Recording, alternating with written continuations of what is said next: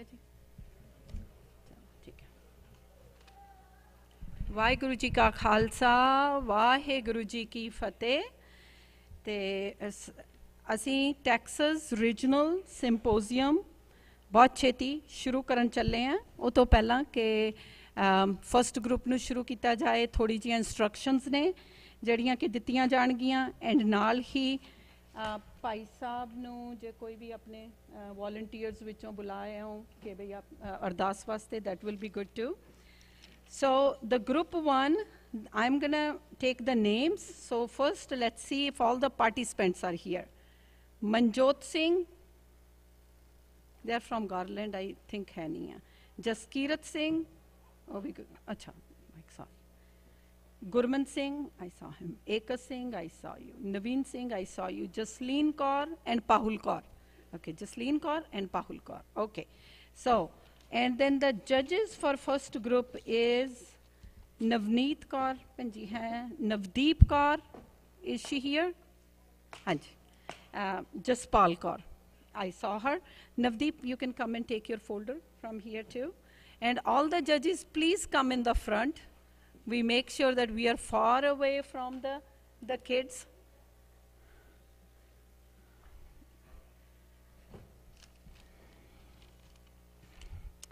And then, couple of things, the homework that we always do.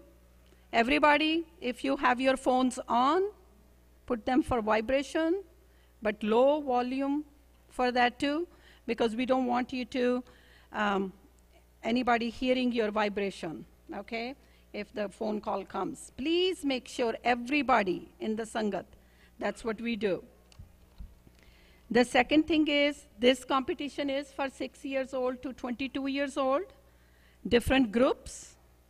And the other important thing that everybody would like to know, that whoever comes first here, they are going to go to international competition, which will be in Cincinnati, first weekend of August. So we will be going there. That's one thing we need to remember.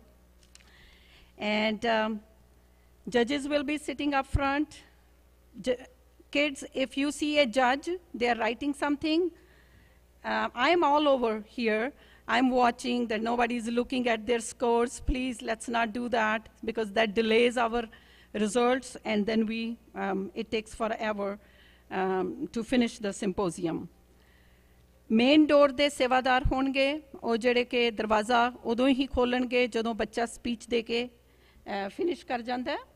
And judges, just to let you know, when we make the announcement for the second participant, you don't need to worry about who is coming, who is not. We want him or her to come and do matha tek, and then from there they come here, we fix the mic and do all that stuff, and we'll make an announcement for the name of the participant again. That by that time you might have 1 minute already done.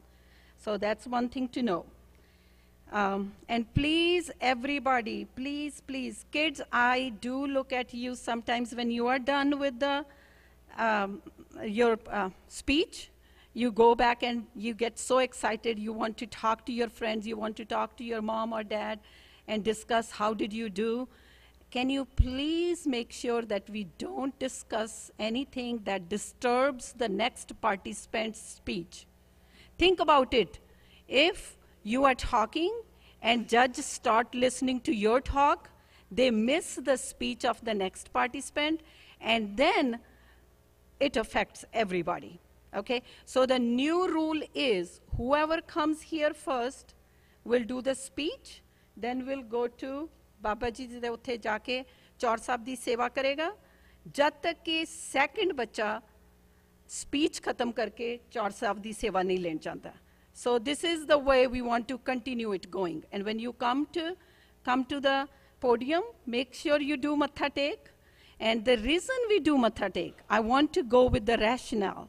You are taking Babaji's blessings, that Babaji, please help me to speak and do the best, okay? So that's why we do matha tek. We are not gonna do matha tek running and coming here, okay? There is no rush. We have time for you. You all are the winners from your own gurdwaras, and you are already champions. Remember that. You are here already champions.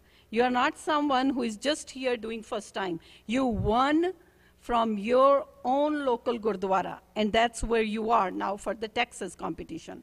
And one more thing to add is, next year we are going to have San Antonio coming for the Texas regional competition too. Can you believe? We are trying to expand to Austin and to Houston too. So think about it. It's going to be more fun, more competition. And then, Sangatji, no Jaikara after each kid's speech, because we are going to do one Jaikara for each group. And then bell rings 3 times. We will go over the time for each group, but remember that if you hear the 3rd bell, that means you are going over time after the 3rd bell. My suggestion to you is just to say, Vaheguru Ji Ka Khalsa, Vaheguru Ji Ki Fateh. No matter how much important some questions answer was there that you really want to say, but remember, if you go over time, we are going to take each 9 seconds, 3 points from each judge. Each 9 seconds. That is more painful than finishing your speech. If you hear 3rd bell, just leave it, come back. Come to your, just finish and say Jaikara. And all the Sangatji, as soon as the kid says, Vaheguru Ji Ka Khalsa, Vaheguru Ji Ki Fateh, time starts. The second thing also is, if kid says something before Vaheguru Ji Ka Khalsa, Vaheguru Ji Ki Fateh, even that will be included in the time. Okay? So remember that. When you start speaking here, time starts. And time stops as soon as you say, Vaheguru Ji Ka Khalsa, Vaheguru Ji Ki Fateh. So the next one is, judges, you just pay attention to your own mark sheet, means what, for the presentation and for the content. Don't worry about the time, don't worry about Punjabi, don't worry about English, means just whatever, you just listen to the content. So the first group, I think we are getting almost all the judges and the participants are here too. So, ਅਸੀਂ ਹੁਣ ਕਿਆ ਕਹਿੰਦੇ ਸਭ ਤੋਂ ਪਹਿਲਾਂ ਅਰਦਾਸ ਕਰਾਂਗੇ and ਉਹ ਤੋਂ ਬਾਅਦ we will start this competition. We are hopefully on time, 10-15 minutes late, but that's okay as long as all the rules are clear. Right? Any questions, Sangat, judges, participant, anybody? Okay. Vaheguru Ji Ka Khalsa, Vaheguru Ji Ki Fateh.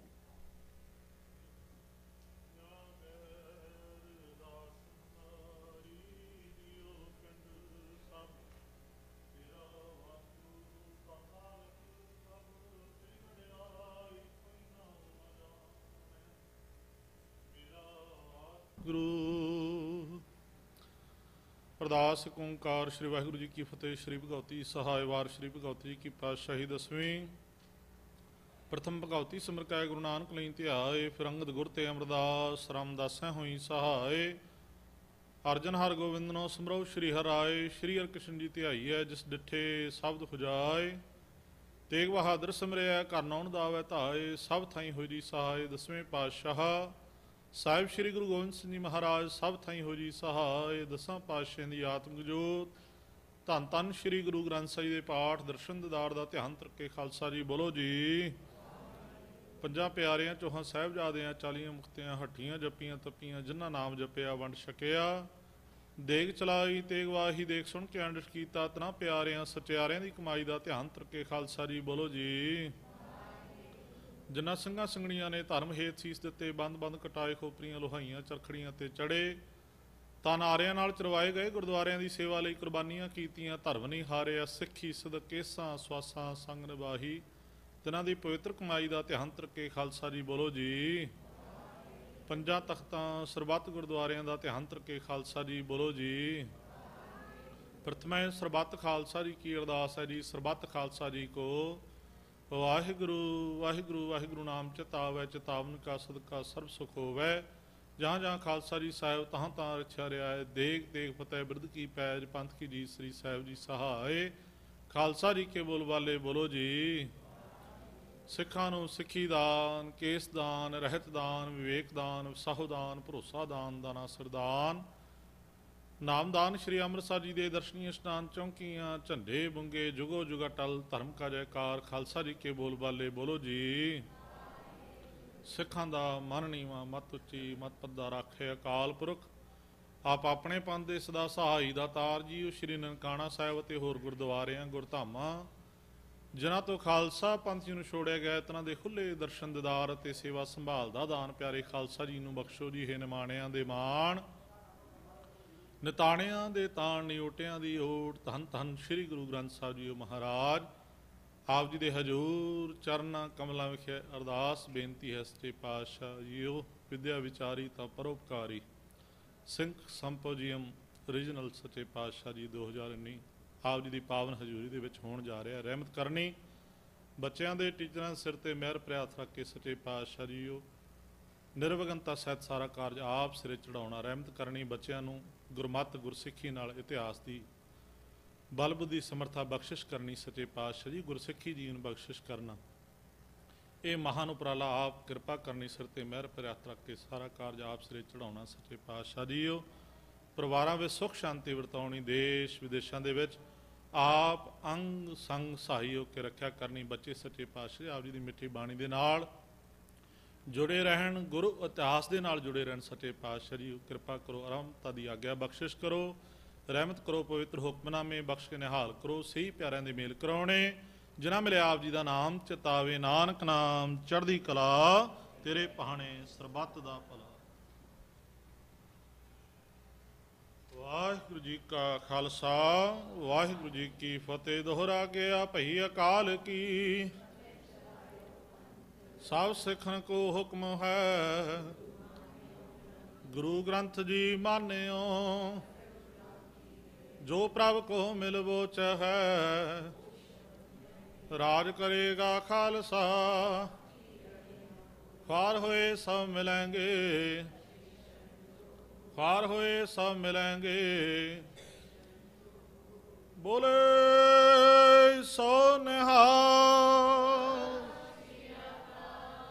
Waheguru ji ਕਾ ਖਾਲਸਾ, ਵਾਹਿਗੁਰੂ।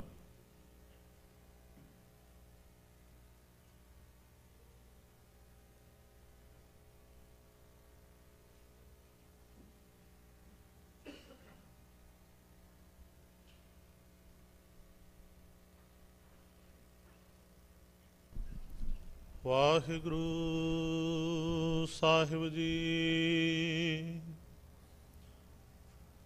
ਗੁਰ ਪ੍ਰਸਾਦੀ ਵਿਦਿਆ ਵਿਚਾਰੈ, ਪੜ ਪੜ ਪਾਵੈ ਮਾਨ। ਸੋ ਕਹੋ ਟਲ ਗੁਰ ਸੇਵੀਐ, Ann's ਸਹਿਜ ਸੁਭਾਏ।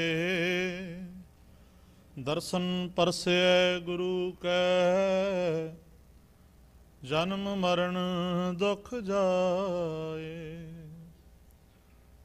ਵਾਹਿਗੁਰੂ ਸਾਹਿਬ ਜੀ। ਤਨਾਸਰੀ ਮਹੱਲਾ ਪੰਜਵਾਂ। ਜਾ ਕੋ ਹਰ ਰੰਗ ਲਾਗੋ ਇਸ ਜੁਗ ਮਹਿ, ਸੋ ਕਹੀਅਤ ਹੈ ਸੂਰਾ। ਆਤਮ ਜਿਣੈ ਸਗਲ ਵਸ ਤਾਂ ਕੈ, ਜਾਂ ਕਾ ਸਤਿਗੁਰ ਪੂਰਾ।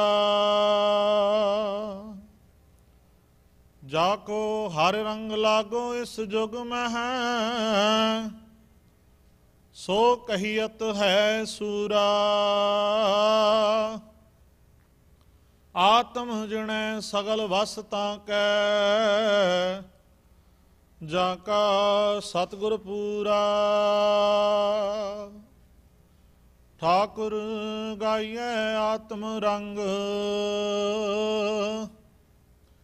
ਸਰਣੀ ਪਾਵਨ ਨਾਮ ਧਿਆਵਨ।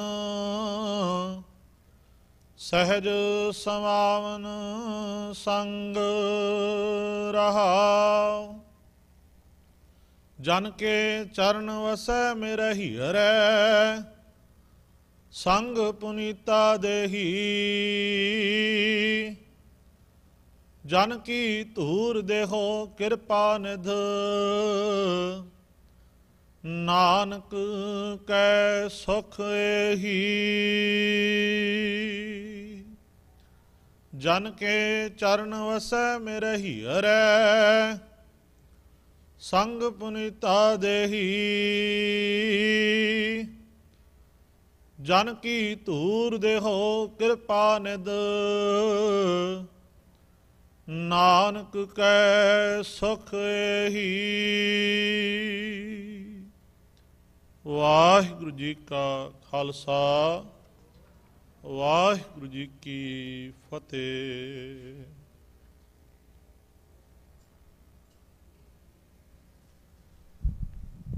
Vaheguru Ji Ka Khalsa, Vaheguru Ji Ki Fateh.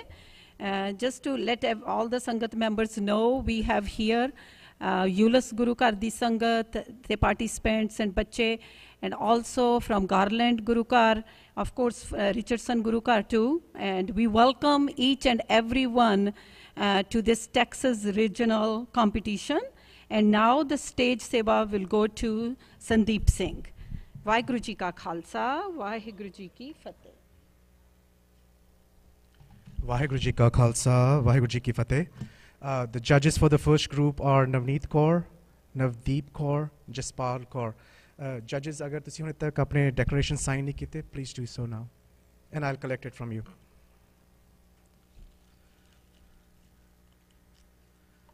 We'll start with the group 1.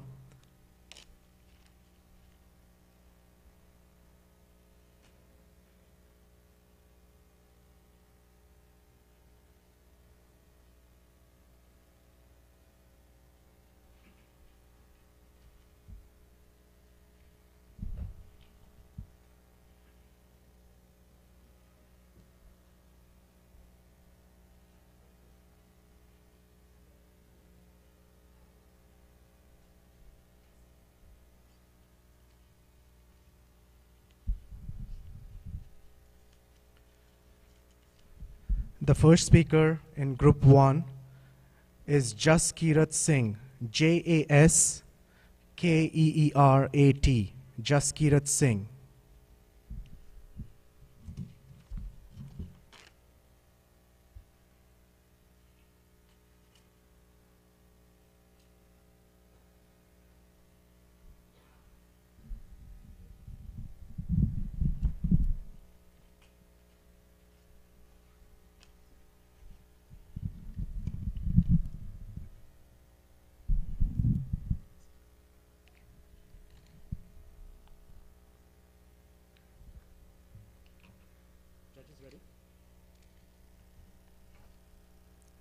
Vaheguru Ji Ka Khalsa, Vaheguru Ji Ki Fateh. The Battle of Chamkaur Sahib was fought between the Khalsa led by Guru Gobind Singh Ji and the Mughal forces led by Wazir Khan. Sahibzadas Ajit Singh Ji and Jujhar Singh Ji were inspired to face the Mughal army with such courage and chardi kala, as they were inspired by the tales of bravery shown by their father, grandfather, and other Guru Sahibs.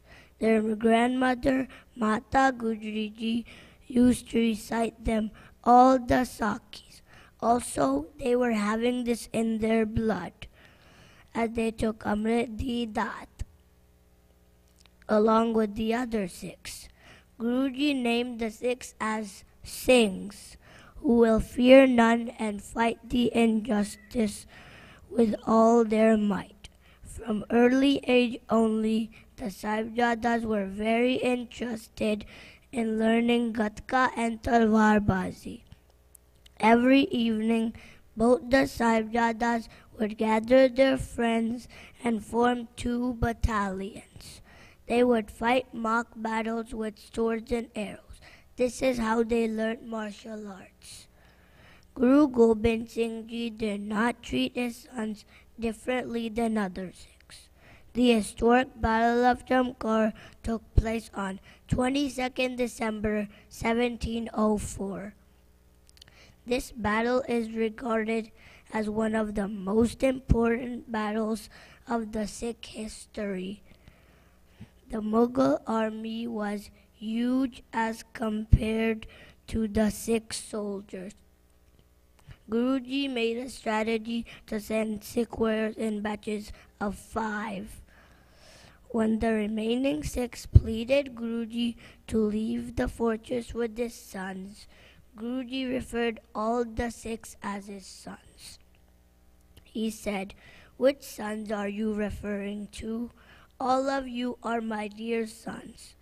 Along with the other Sikh warriors, Guruji sent both his Sahibjadas to fight the Mughals in the battlefield. After his sons martyrdom, Guruji was proud that his sons died fighting injustice in the battlefield. In put run के शीश पे वार दिए सुत चार, चार मुए तो क्या हुआ जीवत कई हजार. The Sikh teachings we learn from this book is Amrit Vele Uthna. Amrit Vela Sachno Vadiyai Vichar. We should remember to recite Gurbani in whichever situation we are. Even in the battlefield, the Sikh warriors did not forget to do the usual morning prayers and Asa Diwar at dawn. मन मेरे गौहर नाम का ओला तुझे ना लागे ताता चोला. Also, we learn how the Sikh warriors displayed a spirit of bravery and fearlessness during the war to fight injustice. With Waheguruji's support, they were ready to face the enemy with determination and courage. We should follow the discipline of the 5 Ks, which are Kes, Kanga, Kada, Kachara, and Kirpan. Guru Gobind Singh Ji, the part of Sakacham Kaur which inspired me the most is when Guru Gobind Singh Ji sent his 2 Sahibjadas to fight in the battlefield, considering all the Sikhs as his own sons and not doing any partiality among them. He gave them the inspiration and courage to fight the enemy and injustice. We all should also consider everyone equal and should not discriminate amongst each other. Jo bole so nihal. Waheguru Ji ka Khalsa, Waheguru Ji ki Fateh.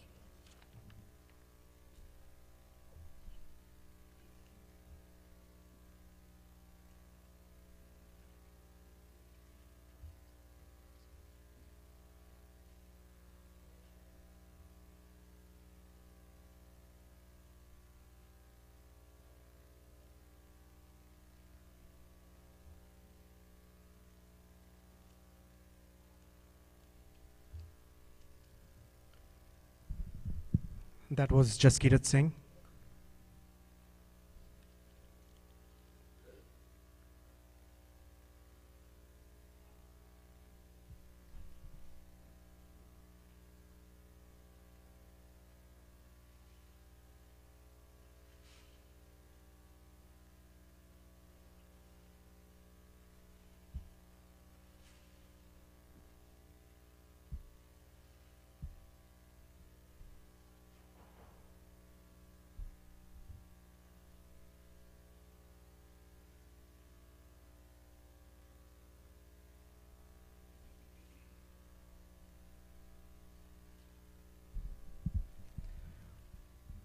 Judges, you ready?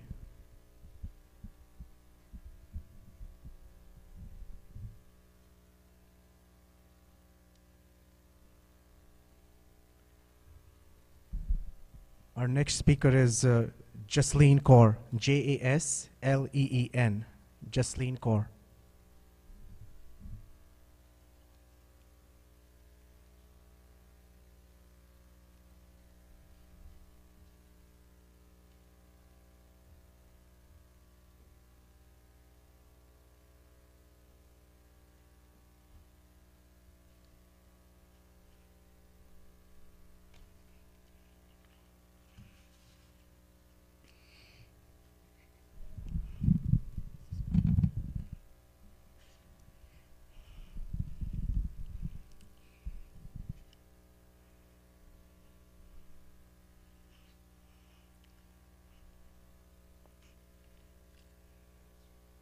Chamkaur गड़ी दिया कंधा दाहा मार दिया छड़ गया सुनिया लाशा जी तेज झाड़ दिया रखी साम के यादा चमकौर दिया जिथे लाडले मेरे शहीद सुते सिख परिवारां दी लखां जी तेज जाड़ सुते वाहिगुरू जी का खालसा वाहिगुरू जी की फतेह।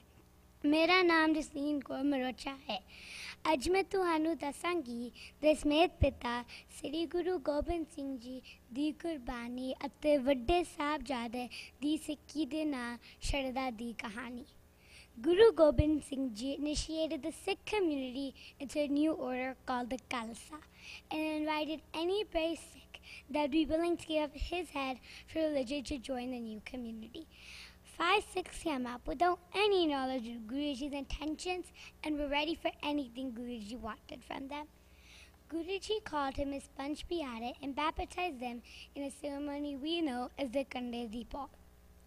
Guruji's purpose was to start a new army of soldiers ready to defend and protect the lives of Sikh religion and threats it faced from the Mughal forces. This tradition of baptism blazed a new path.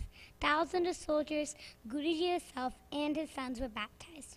Guruji's desire for a new Khalsa army was in full force, as he would often witness older Sahibzadas, Baba Ajit and Baba Jujhar Singh, as they would often gather with their friends in the evening and practice mock bouts with swords and arrows. There were many battles fought, lives sacrificed. However, none were able to shake the Khalsa's strong willpower, which included Guruji's sons. During one of the historic battles at Chamkor Sahib, Guruji demonstrated yet again attributes of a great leader. His brave soldiers would warn Guruji of the great dangers ahead from the Mughal forces and plead him to flee with his sons. And he would simply reply, "Which sons are you referring to? You're all my dear sons." And he meant every word of it. Kitte Guruji ne toria Baba Ajit te Baba Jujhar nu Vere di ronak di mahal di bahar nu. When the older two Sahibzadas, Baba Ajit and Baba Jujhar Singh, asked for their father's permission to go out on the battlefield, Guruji sent them without any hesitation and with his blessings. The two Sahibzadas were brave soldiers, fought with all their power and sacrificed their life while defending and protecting Sikhism. Guru Gobind Singh Ji chanted Sat Sri Akal as he watched his sons die in the battlefields. It did not give up, as he was a fearless leader of a small but relentless army. At the Battle of Chamkor, Guruji lost most of his soldiers but did not declare defeat. Instead, he declared victory. The Mughals thought Guruji had been killed, but he had survived because of the heroic sacrifices from his followers. He knew that he remained true to his commitments and his words. Even with a small army, Guruji did not dishonor his religion nor his principles, which was obvious when we think about the fact he sacrificed his own sons while protecting the noble cause. The Almighty God was his protector throughout. The most impressive and inspirational part about the Battle of Chamkor Sahib that I hope to apply in my life is it's not about winning the battle in terms of numbers, it's about winning the battle in terms of principles and dignity. Quoting to the Zafarnama, to the Aurangzeb saying, "No doubt you're the king, but sincerity and religions are far from you." Guruji emphasized that keeping one's words and promise is imperative to be treated with honor, which clearly the Mughals did not do, as they attempted to trick Guruji many times by promising a safe exit, but then attacked viciously. So keeping our word and our promises will learn us to respect and honor our communities. Self-sacrifice and focus on the bigger picture and the greater good is calling our beloved Guru Gobind Singh Ji. Guru Gobind Singh Ji sacrificed his dear and brave sons only to prove the world that Sikh ideals were dearer to him than his own sons. Let us never forget these courageous actions of our Guru and hold on strong to the values he left behind. Deha Shiva Paramo Ehe Shubha Karaman Te Kabaho Nadaro Nadaro Arasyo Jab Jailaro Disache Kare Apani Jeet Karo. Vaheguru Ji Ka Khalsa, Vaheguru Ji Ki Fateh.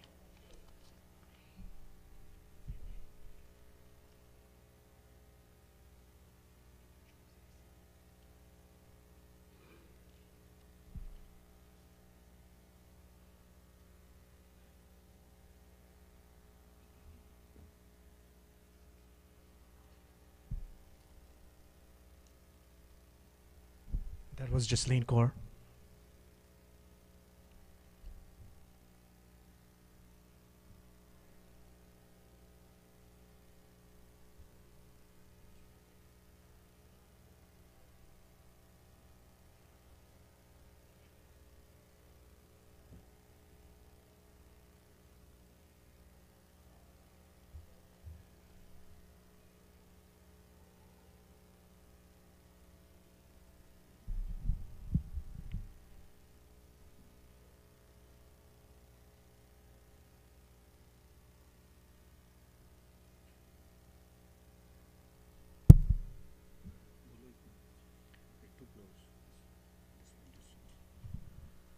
Vaheguru.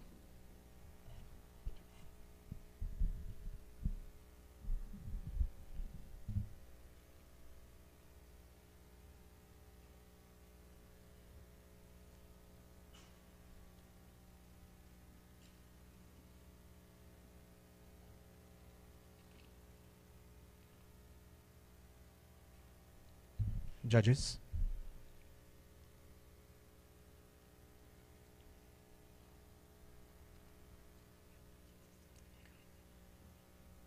Our next speaker is Pahul Kaur. P-A-H-U-L. Pahul Kaur.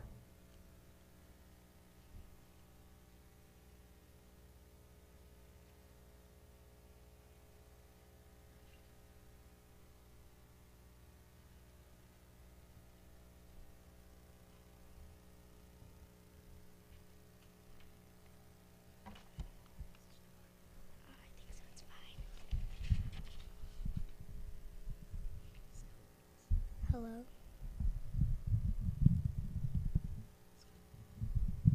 Yeah. Okay, start. Judges ready? सात संगत जी श्री वाहिगुरु जी का खालसा वाहिगुरु जी की फतेह. Let me take you back to the battlefield of Chamkor. On one side were the 10 lakh Mughal soldiers, heavily armed with strong weapons, and on the other side were 40 brave Sikh warriors without much food and weapons, but with the inner strength that only a true Khalsa can possess.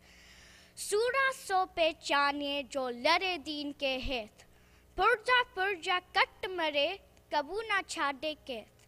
And among these brave soldiers were the eldest two sons of Guru Gobind Singh Ji, Baba Ajit Singh and Baba Jujhar Singh. From their early childhood, they were given the education and training that befitted the saint soldiers of Guru Gobind Singh Ji. They acquired wonderful skills in use of weapons of war, especially the bow and arrow. They were also excellent swordmen and strong and brave warriors. On the Baisakhi day of the year 1699, when Guruji started the Khalsa Panth, both the Sahibzades were also baptized. As they took Amrit, they embodied the kindness of Bhai Daya Singh Ji, the virtues of Bhai Dharam Singh Ji, the courage of Bhai Himmat Singh Ji, the determination of Bhai Mokam Singh Ji, and the leadership of Bhai Sahib Singh Ji. They adorned the 5 Ks, which reminds each Sikh that he belongs to God and that he should fear no one and fight for injustice with all his might. And so, even though they were heavily outnumbered with the Mughal army at Chamkor, they fought with courage and Chadri Kala till the very end. It is not easy for a parent to see his or her child suffer. When I even have a slight fever, my parents get worried and spend the entire time taking care of me. But Guruji did not hesitate to send his sons in the middle of the battlefield, fully aware that they will most likely be martyred. In the early stages of the war, when Guruji's Sikhs pleaded for Guruji to escape the fort with his sons, Guruji said, "Which sons are you referring to? All of you are my dear sons." He loved his Sikhs as his own sons. So Guruji himself armed his sons and sent them to the battlefield. Baba Ajit Singh Ji and Baba Jujhar Singh Ji fought like brave lions, but were overpowered and martyred. Guruji did not shed any tears at this loss. Instead, he admired and rejoiced the skill, strength, and bravery shown by his sons. He thanked Vaiguruji that his sons had met a saint warrior's death. The way both the sons of Guruji achieved martyrdom proved that for the cause he was fighting for, he would not hesitate to offer his own sons for sacrifice, while demanding the same supreme sacrifice from his own Sikhs. The Sikhs were dear to him, as his own sons. Sikhism teaches us to fight for injustice, to stand for our own rights, and to help the weak and needy. It also teaches us to treat everyone equal and emphasizes on moral and ethical life. I feel very fortunate to be born a Sikh, and I pray to Vaiguruji to help me in my everyday life, to follow all the Sikh principles, whether I'm in school or outside school. We should be nice and respectful to everyone. We should work hard and be honest.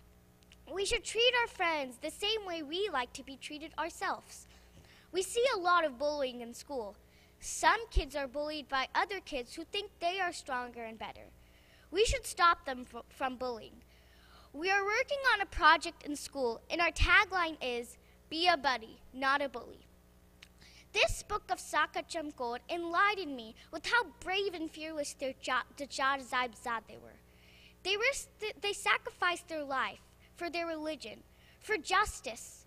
They chose death instead of all the worldly pleasures.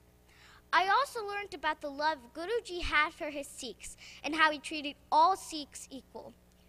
On hearing the news of his son's martyrdom, Guruji said, "Char moe to kya hua, jivat ke hazar." Sat Sangachi, I feel immense pride that I am also one of those 1,000 Sikh children of Guru Gobind Singh Ji. Vaiguru Ji ka Khalsa, Vaiguru Ji ki Fateh.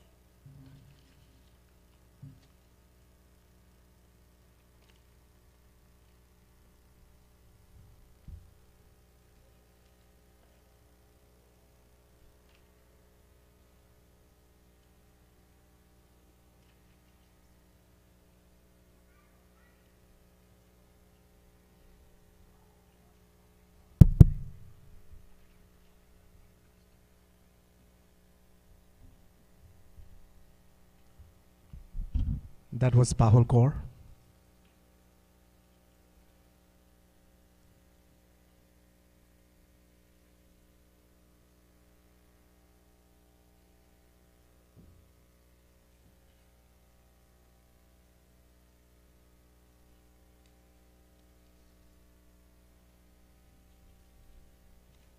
Hello.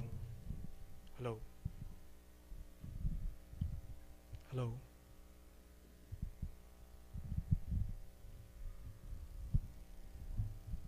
Take a second. Okay, that's fine.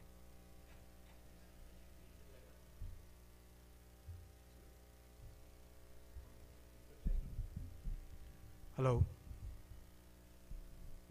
Take it.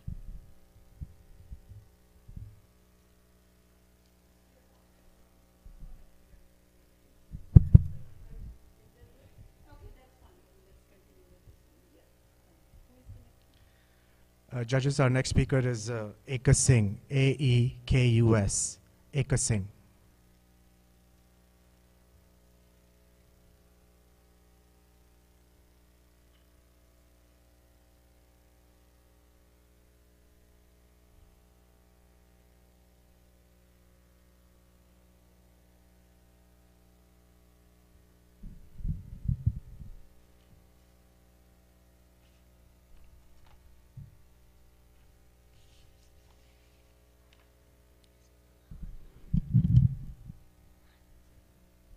Hello?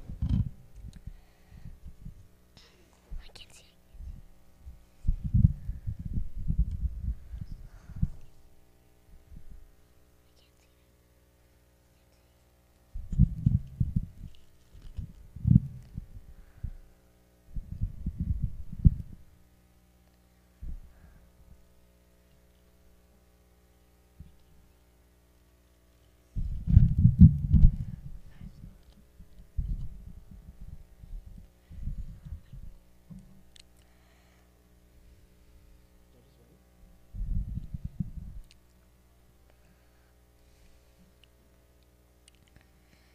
गुरु प्यारी साथ संगत जी आओ फतेह सांझी करिए वाहिगुरु जी का खालसा वाहिगुरु जी की फतेह।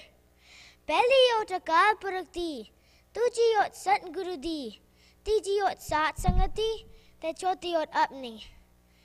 This was Guru Gobind Singh Ji's blessing to his Sikhs, for them to be ready in all situations, accept the challenges, never back out, and stick to their faith at all times.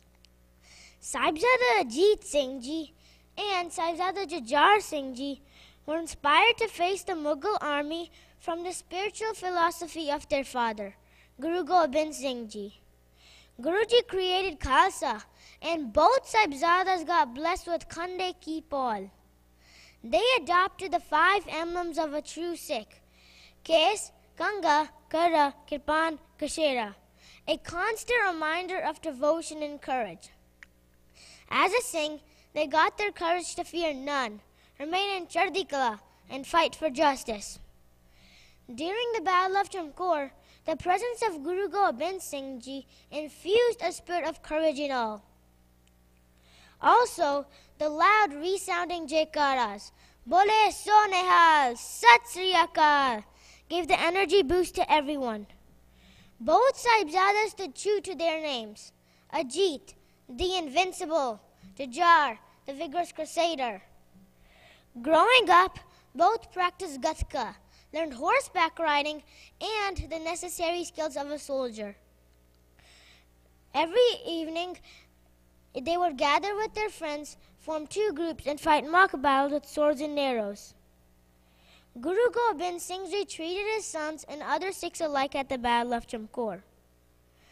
After the 3 batches of Sikhs sacrificed their lives, the remaining Sikhs asked Guruji to leave the fort along with his young sons to save their lives. Guruji responded, "Which sons are you referring to? You all are my sons." Sat Sangat Ji, which king in the entire global history has blessed and willingly sent his own children to die? None. Guruji said, "In putran ke sees par, diye se char muhe to kya hua, jeevit kai hazar." This book has truly inspired me and given me important teachings that I will carry with me for the rest of my life. First, inspired by both Sahibzadas, I too will live fearlessly and face any challenges, including bullying or teasing in school. My favorite shabad, "Tati vav na lagai, par brahm sarnai, choghe damare ramkar, dukh lage na bai," gives me strength to be fearless. Some time ago, I was scared to jump in 12 feet deep water for my swim lesson. So, I recited the Shabad a few times before jumping in. I became less scared. Second, Guru Gobind Singh Ji was against injustice by Mughal rulers and supported all religions. I will help and respect everyone, regardless of race, color, and religion. Hindu Turko, Rafsi Imam Safi, Manas ki Jat Sabe, Eko Pechanbo. Last but not the least, I will strengthen my bond with Guru Gobind Singh Ji by maintaining the Sikhi Sarup, and I know he will always protect my honor. Khalsa mero roop ekas, Khalse mehu karunivas. Sat Sangat Ji, today, if we promise to follow these teachings, we can all lead a better life. The part of Sakacham Koda inspired me the most was Guru Gobind Singh Ji's humility. One example is that Guruji asked the Panch Pyaras to baptize him when he created Khalsa. Another example is when he respected the decision of the Panch Pyaras for him to leave the fort during the Battle of Chamkor. Har sache takat chaya satsangat mela, wow wow Gobind Singh, ape garchela. Nasro Mansur, Guru Gobind Singh. Ezadi Manzoor, Guru Gobind Singh.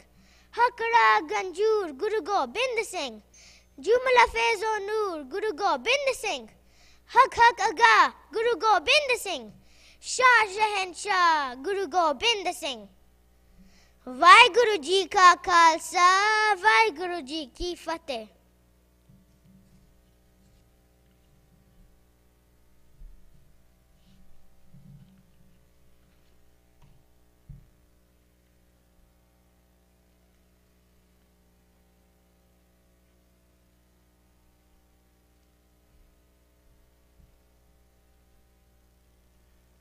Judges, that was Ekas Singh.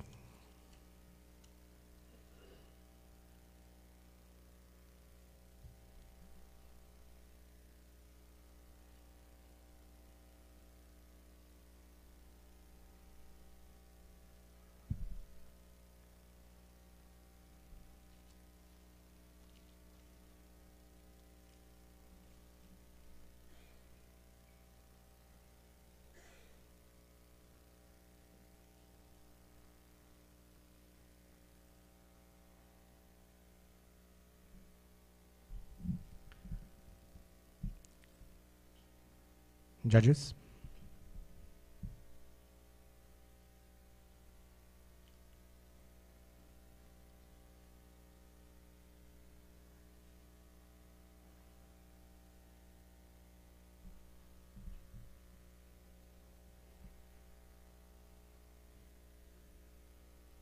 Our next speaker is Naveen Singh, Naveen, Naveen Singh.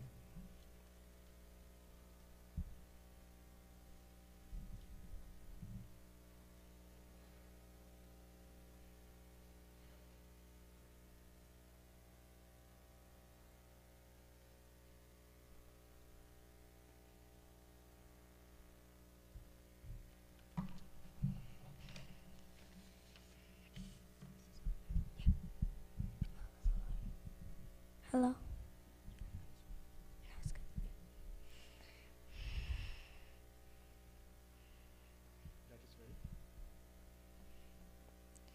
गुरु प्यारी साध संगत जियो वाहेगुरु जी का खालसा वाहेगुरु जी की फतेह चुकार आज हमें हिलते दार गुज़श्त halal us burden beshamshir dast. When all the ways for solving a problem are exhausted, only then take your hand to the sword is right.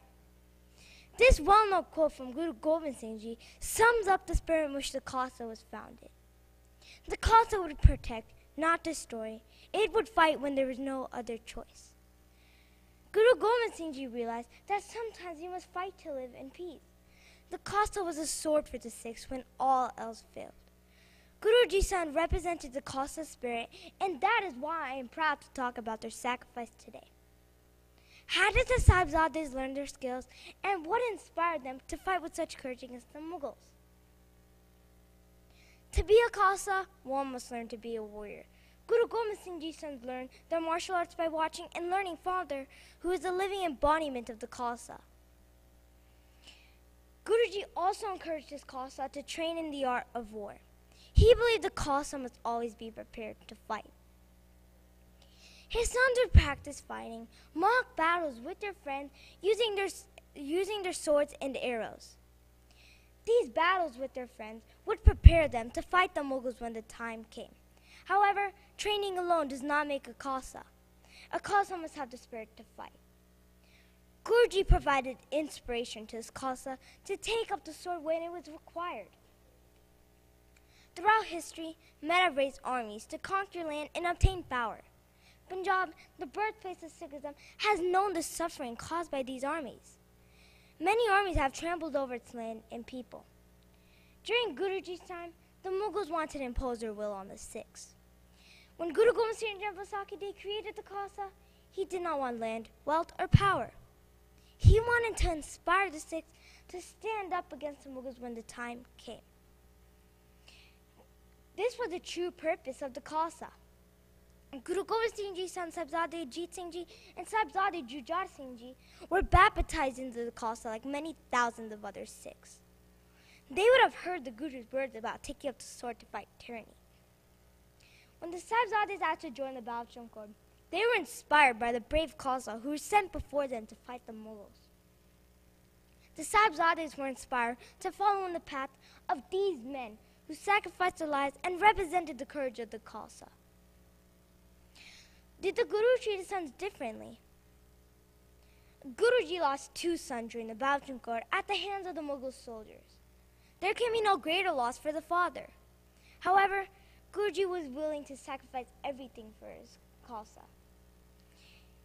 Guru Gobind Singh Ji did not put his sons' lives above others. When Guru Gobind Singh Ji was asked to save his sons, he replied, "Which sons are you referring to? All of you are my sons. With these words, Guru Gobind Singh Ji showed his love for the Khalsa.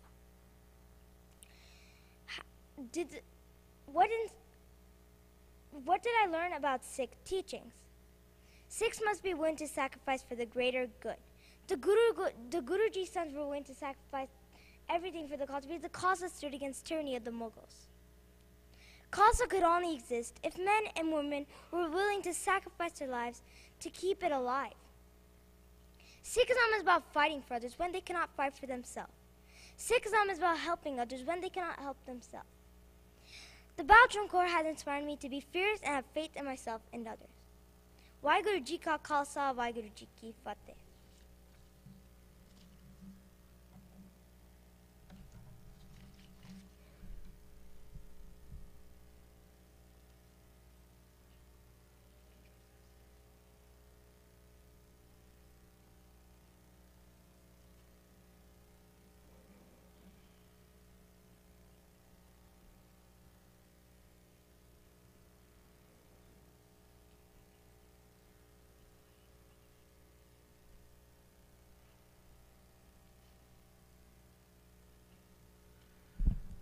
Judges, that was Naveen Singh.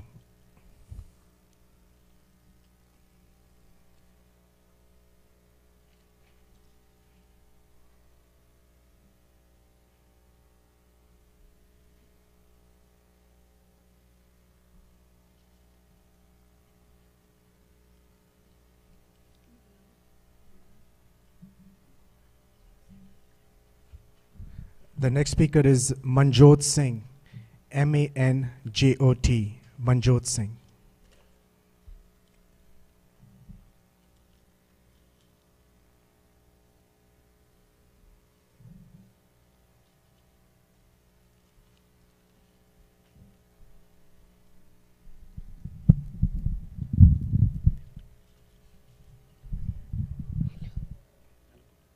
Hello. Hello.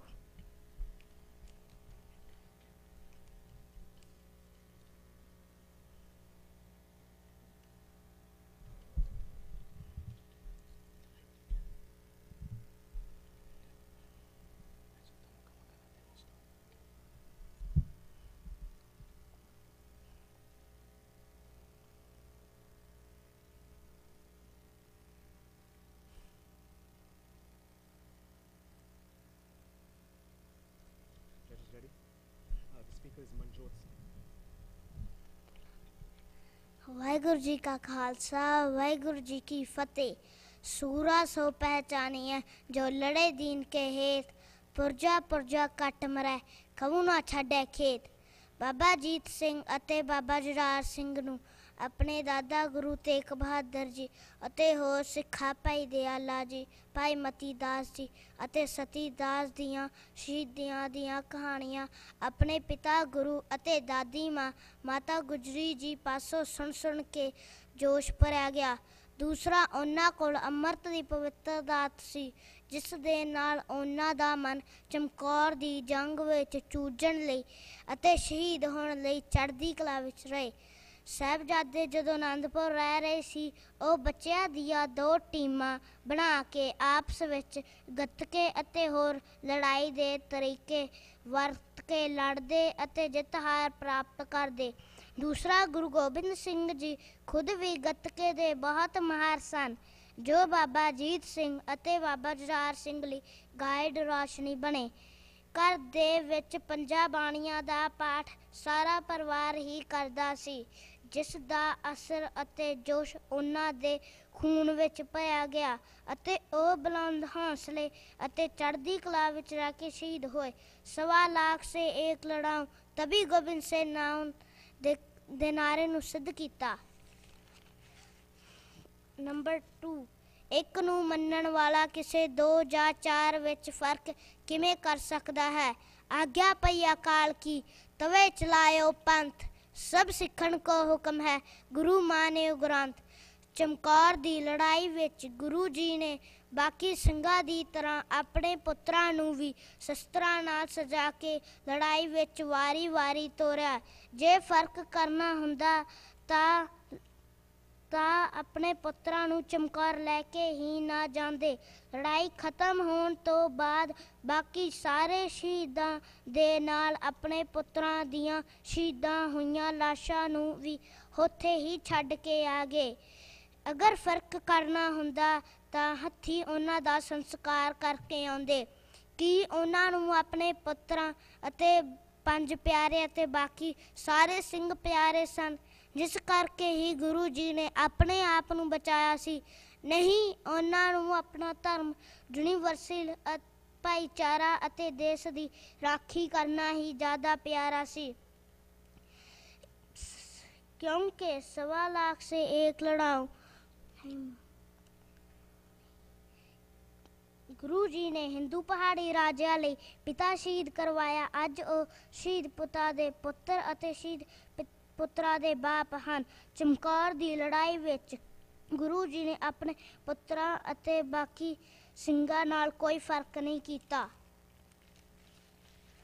Guru Nanak Dev ਤੋਂ ਅੱਜ ਤੱਕ ਕਿਸੇ ਵੀ ਸਿੱਖ ਦੁਆਰਾ ਲਿਖੀ ਪੁਸਤਕ ਸਿੱਖੀ ਅਨੁਸਾਰ ਸਿੱਖਿਆਵਾਂ ਨੂੰ ਬਿਆਨ ਜ਼ਰੂਰ ਕਰਦਾ ਹੈ। ਇਸ ਕਿਤਾਬ ਵਿੱਚ ਪਹਿਲੇ ਪਾਠ ਤੋਂ ਅਖੀਰਲੇ ਤੱਕ ਇਸ ਤਰ੍ਹਾਂ ਦੀਆਂ ਸਿੱਖਿਆਵਾਂ ਸਿੱਖਣ ਨੂੰ ਮਿਲਦੀਆਂ ਹਨ।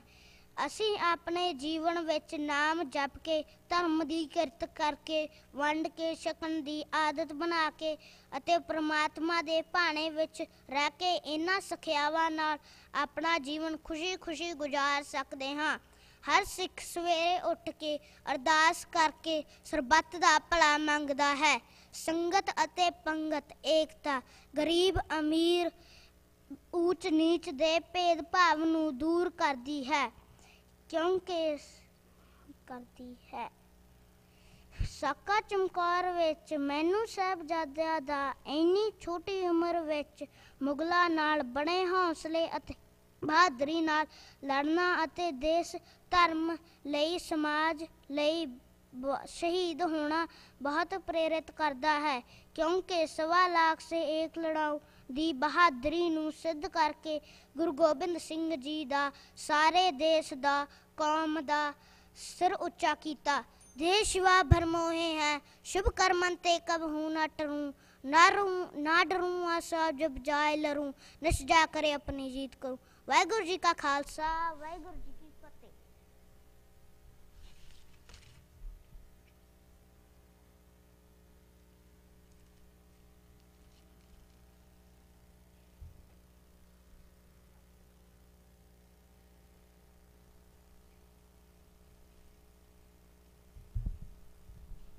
Judges, that was Manjot Singh. We have only one speaker left. The last speaker would be Gurman Singh.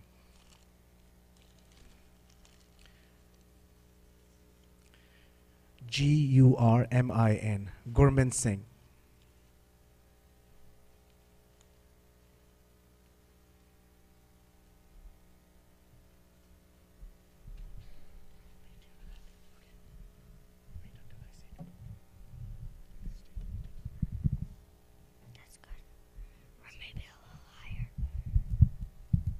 Hello. Maybe a little this way.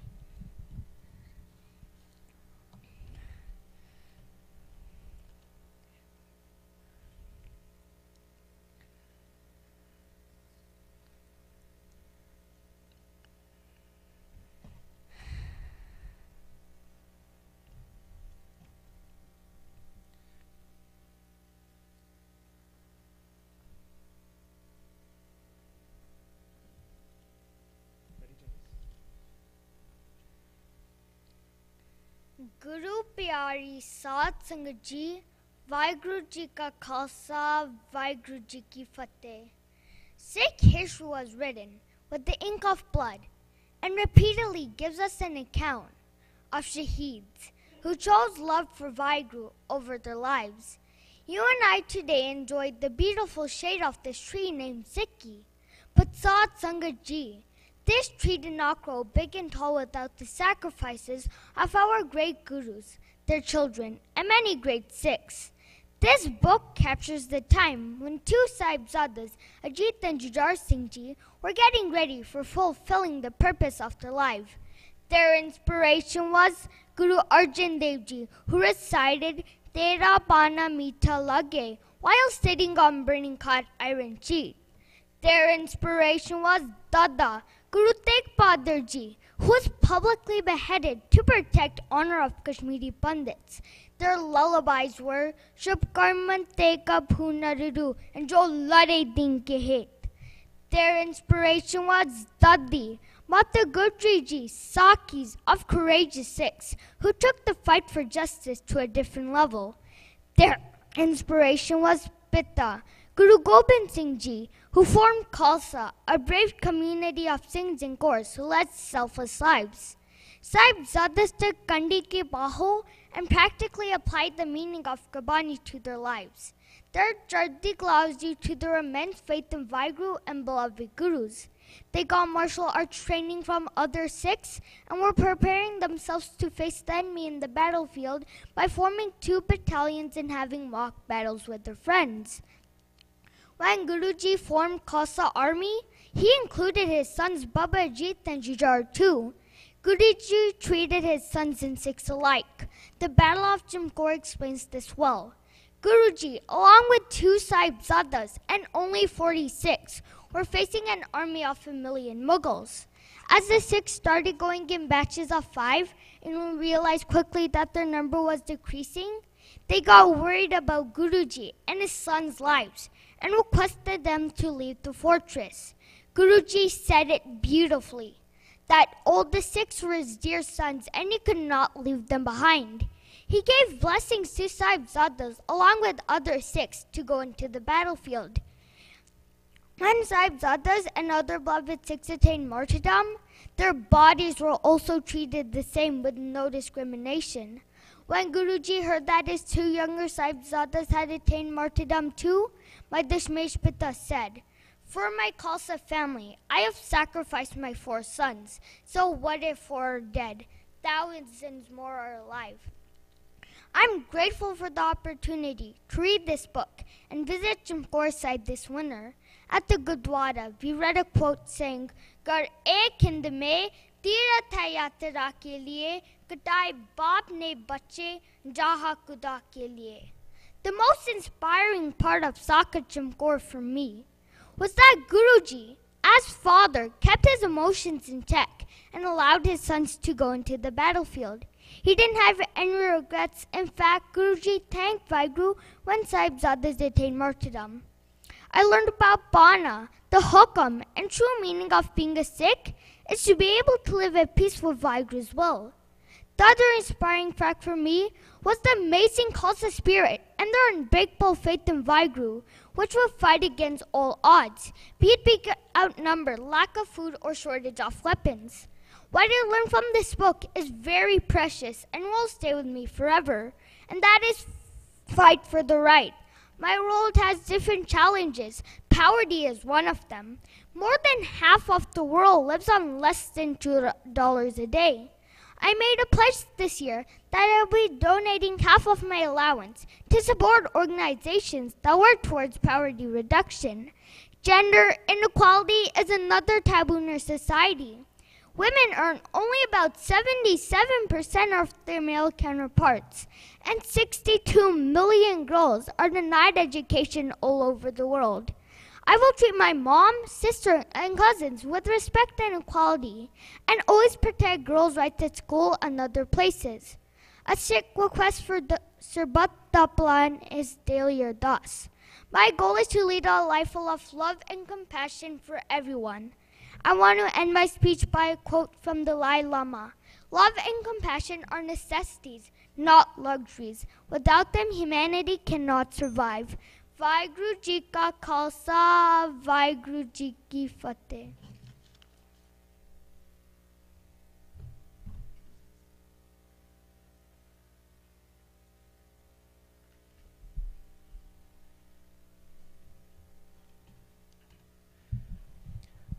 That was Gurman Singh, and that concludes our Group 1 speeches.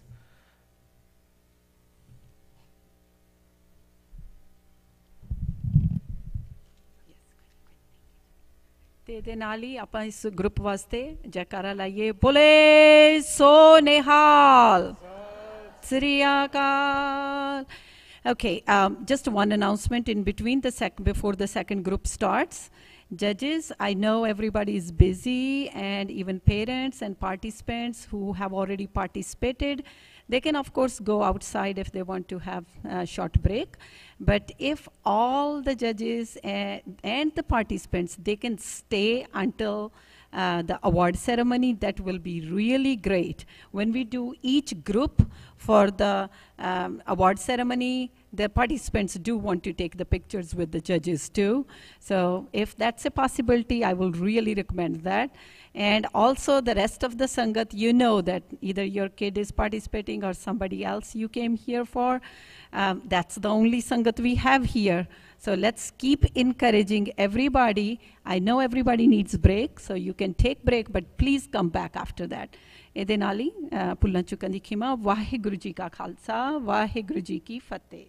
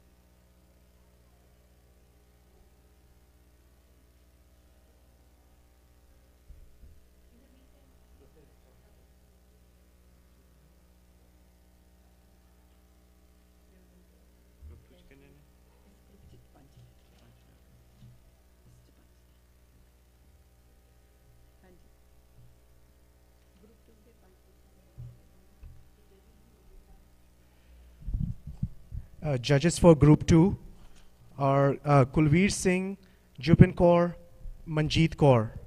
Judges, ਤੁਸੀਂ ਸਾਹਮਣੇ ਆ ਜਾਓ please. ਤੇ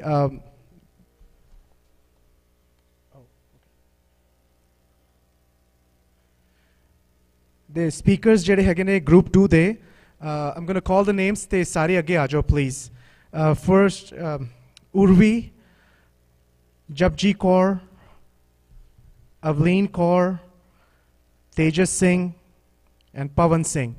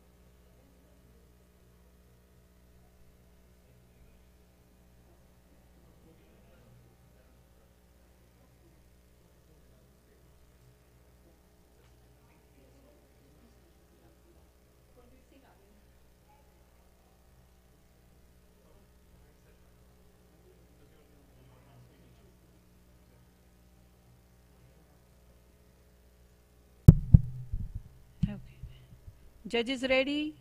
Kids ready? Let's get going.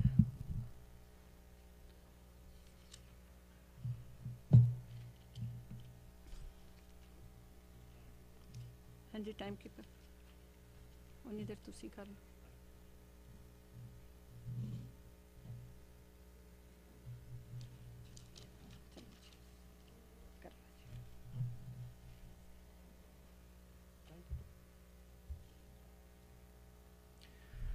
Judges, अगर तुसी declaration sign नहीं किता हाले ते okay करता I'll take it from you.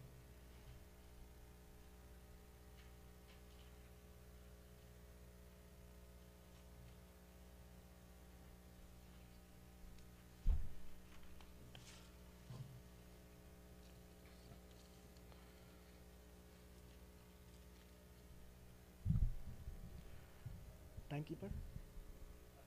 Okay. We'll start with the group 2 speeches. The first speaker, judges, Hage Pavan Singh, P-A-V-A-N, Pavan Singh.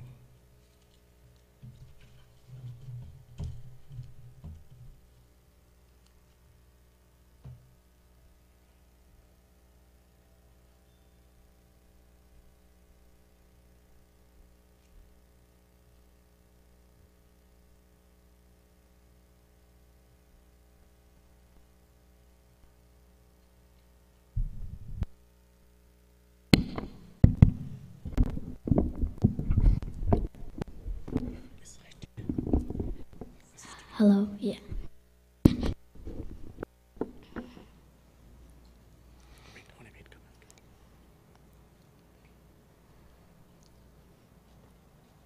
Judges ready? Guru प्यारी साध संगत जियो, वाहिगुरु जी का खालसा, वाहिगुरु जी की फतेह। शहीदों की चितान पे लगेगे हर बरस मेले, वतन पे मिटने वालों का यही बाकी निशान होगा। Sadh Sangat Jiyo, Sikh history is a litany of courage. For centuries, Sikh women have made major contributions to society as leaders, politicians, soldiers, and activists. Today, I will take a page from our history and talk about 3 amazing Sikh women who shaped the Sikh nation and continue to inspire young Sikhs like me. Sangat Jiyo, do you remember the Battle of Muxar? 40 soldiers asked Guruji to negotiate an end to the battle. At that time, Guruji said, "Whoever wants to compromise with tyranny can do so. I will not, and neither will anyone who chooses to follow me." The 40 soldiers left Guruji. When my Baguji met the 40 soldiers, she was angry at them for leaving Guruji. She scolded them and sent them back to fight till the death. After all, Mataji knew the Sikh values of justice and picked up the sword to confront the enemy in battle, like a true Sant Sipai. What was her inspiration? My Bagoji was inspired by the Khalsa tradition of Sant Sipai and the life and message of the 10 Nanaks in our eternal Guru, Guru Granth Sahib. She was a true Khalsa woman who believed in 1. Human equality, Manas ki jaat, sabe eko pichanbo. 2. Freedom and justice for all. Her bravery inspired generations of Sikh women, like Mata Kishan Kaur, whose bravery during the Guru Ka Bagh Morcha in Amritsar was exemplary. Almost 100 years ago, Gurdwaras under the control of the Mahan started following non-Sikh traditions. To stop this issue, Sikhs gathered in protest. Every day, 100 Sikhs walked peacefully into the Gurdwara with Naam Simran on their lips. Satanam Vaiguru, Satanam Vaiguru. The police beat them up viciously. Mata Kishan Kaur went to these protests and delivered food and medicine to the wounded protesters. She also exposed false government propaganda by infiltrating into the police camp. In those years, it was extremely hard for women to confront a hostile government without being threatened. Neither men nor women could speak freely without being accused of treason. But like a true Khalsa woman, Mataji was fearless even though she was arrested and imprisoned. Role models like my Baguji and Mata Kishan Kaur will continue to inspire me. To persist in spite of fear and self-doubt is true courage. As Mataji shows, we first feel pain, but courage ultimately brings a positive change. Here are some ways young Sikh boys and girls can show courage. 1. Learn new things even if scared. I remember falling down my bicycle and wanting to quit. However, I challenged my fear and continued. Real courage is about being afraid, but doing it anyway. 2, stand up for others. I remember that my friend was being bullied in school and I stood up for him. It made me feel like a Khalsa boy who is fearless. Strong people stand up for themselves. Even stronger, stand up for others. 3, admit your mistakes. Admitting we are wrong is courage, not weakness. Throughout our history, we faced persecution but yet stood strong. Like the women during Mir Manu, who started a campaign of torture and death that vowed to kill every Sikh man, woman, and child. Sikh women were thrown into prison. Sikh children were cut into pieces in front of their mothers in order to force them to convert. Our foremothers suffered the violence with Chardi Kala. The true daughters of the Khalsa kept the light of Sikhi alive during these dark times. They taught their kids Sikh values and shared them stories of Guruji and other good Sikhs. And when threatened from the Mughals, they confronted them like soldiers. Their sacrifices inspired Sardani Sadakorji, whose under the leadership the Khalsa Raj was established. Sadakor showed tact and wisdom to unite all missiles. She was a good negotiator and a brave soldier. Under her command, opponents of the Khalsa were defeated. She was kind in her victory, though, and granted defeated chiefs positions of power. Her political acumen, compassion, and courage further strengthened the Khalsa. And in 1799, the Khalsa Raj was established under her son-in-law, Maharaja Ranjit Singh. Sad Sangajiyo, you may ask, what path will I follow in life and why? In school, I learned math, science, reading, and writing, and it'll help me choose a career when I grow up. However, learning about Sikh heroes is a constant reminder to live the qualities of compassion, tolerance, humility, and seva towards one another in our environment. The 21st century brings its own problems like intolerance, poverty, inequality, and the need to preserve our planet. The role of distinguished Sikh women in the past proves that Sikhi is a religion of work and worship, charity and humility, sharing and caring, and service and meditation. Sikhi teaches me to use my voice for kindness, my ears for compassion, my hands for charity, my heart for love, and my mind for truth. Let me end by summarizing what the warrior princesses have taught me. The fear of death should never enter your mind. Respect others and demand they respect you. Take care of the elderly and the defenseless. They cannot defend themselves. Live a life beyond the materialistic values of the modern world. Remember, these are the values of the Khalsa for whom Guru Gobind Singh Ji said, Khalsa mero rupe khas, Khalsa men karon nivas. Vaheguru Ji ka Khalsa, Vaheguru Ji ki Fateh.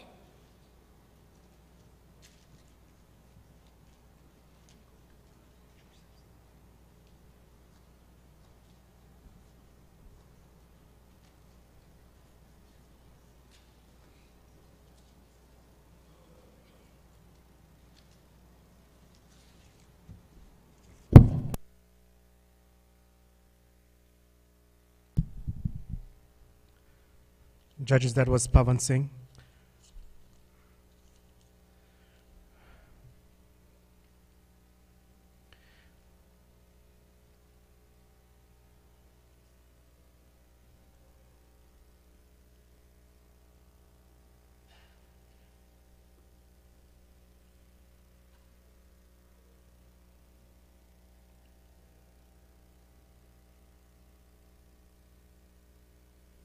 Our next speaker is Japji Kaur, Japji Kaur, Japji Kaur.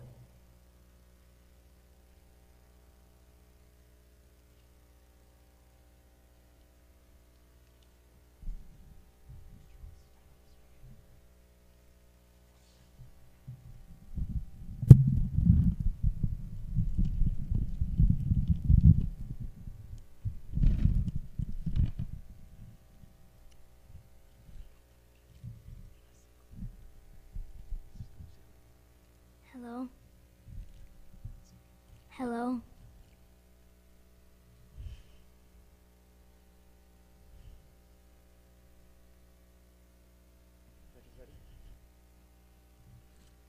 Vaheguru Ji ka Khalsa, Vaheguru Ji ki Fateh.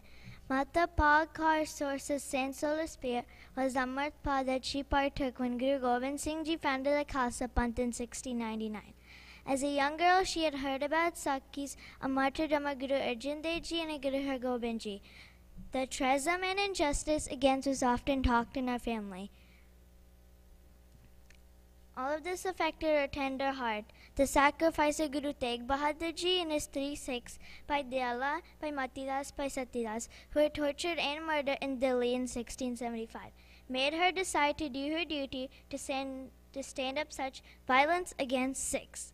She started learning martial arts. She would practice in the forest. She became an expert in the art of using the spear. When Guru Gobind Singh Ji came out of the fort, the Mughal forces attacked him. During the battle, many of his Sikhs and his 2 elder Sahibjadas became martyrs. At this juncture, Mata Ba Kaur played the role which she was preparing for a long time. She went from village to village, looking for brave Sikhs and organizing them to challenge the Mughals' army that was following Guruji. Mata Ba Kaur was very upset on hearing the 46 soldiers had deserted Guru Gobind Singh Ji. Mata Ba Kaur put these 6 soldiers to shame and installed the spear of challenge to face the Mughal army. Mata Ba Kaur fought a fierce battle at Mughalistan. Mata Ba Kaur was injured in the battle and suffered serious injury. In time, she recovered from her wounds and remained in the Guru's presence. Mata Krishan Kaur Ji was a great emblem of Sikhi. After her marriage, her husband joined army and he died fighting in Burma. She hated to lead a life of a helpless widow, so she moved to Nada Sahib, where Gurdwara is being built in the memory of Guru Gobind Singh Ji. She devoted her life to preaching Sikhi and the equality of man and woman in Sikh faith. People from the village started respecting this brave lady for her courage. She was a courageous woman who took a leading role in the Guru Ka Bagh Morcha in 1922. 6 were beaten by police and were run over by the mountain police, breaking the bones of 6 under the hoof of the horses. Mataji and her associates took the seva of caring for the injured 6, taking them to the hospitals and nursing them there. She again performed a daring deed during Jeto Morcha, a Jatha 506 marched from the Akal Takht in Amritsar to Gurdwara Jeto. People knew the Jatha would be handled bluntly by the police. The government forces rained bullets on the Jatha. The police strictly disposed of the dead bodies and moved the injured to the hospitals. Mata Krishan Kaur Ji had seen all the action with her own eyes and she made the facts public. After some time, the secret police traced her and charged her with spying. She was sentenced to 4 years in jail. She suffered for the causes, Sikhs, and freedom of the Gurdwaras from the government control. The Khalsa Panth honored her at the Akal Takht and gave her the title Mata. During the rest of her life, she stayed at her village, built a gurdwara there, and preached the Sikh faith to the people in the region. She died at the age of 96 in 1952. She taught me that a Sikh woman could do anything in her life by overcoming their personal and family limitations. She's a great example of courage and bravery. She taught me how I should not tolerate atrocities and learn how to take stand against anyone who commits a crime. Mir Manu was the governor of Lahore from 1748 to 1753. During this period, the looting, torturing, and killing was not only made legal, but the killers were rewarded for killing the Sikhs. He announced a reward of rupees, 10 for a person who brought a Singh's head. People in greed were getting Singhs and their families arrested. When the soldiers of Manu could not catch the Sikhs, they used to pick up their women and children from villages. Inhuman tortures were given to Sikh women and their children to convert into Muslims. The children were killed before their very eyes. They were cut into pieces and garlands of those pieces were put around their mothers' necks. But the faith of Sikh women was unshakable. The sacrifice of these Khalsa women was so great that it became a part of daily ardas in 1760s. Part of das daily prayer to this day. Every day, Sikhs pay homage to the Signia Jinnah ne Sava Sava Mande, Peace ne Peace, ਬੱਚਿਆਂ ਦੇ ਟੋਟੇ ਗਲਿਆਂ 'ਚ ਪਾਏ ਪਰ ਧਰਮ ਨਾ ਹਾਰਿਆ. Sardani Sardar Kaur was born in 1762. Sardar played an important role in uniting the Khalsa forces under the command of Ranjit Singh to drive out the Afghan invader Shah Zaman from the Punjab. She also became a close advisor of Ranjit Singh and guided him in becoming the Maharaj of Punjab. From her early childhood, she showed clear signs of being endowed with the warlike forefathers, spirit, and leadership qualities. She mastered the soldiery art of horse riding and wielding weapons war. She was a great Sikh woman who showed eminence, courage, and bravery. Vaheguru Ji Ka Khalsa, Vaheguru Ji Ki Fateh.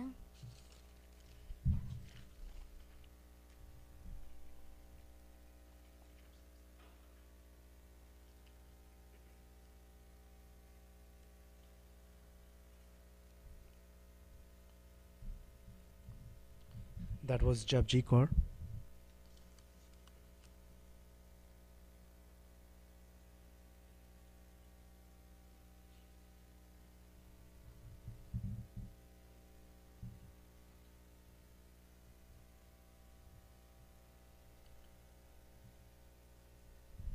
Our next speaker is Urvi, URVI.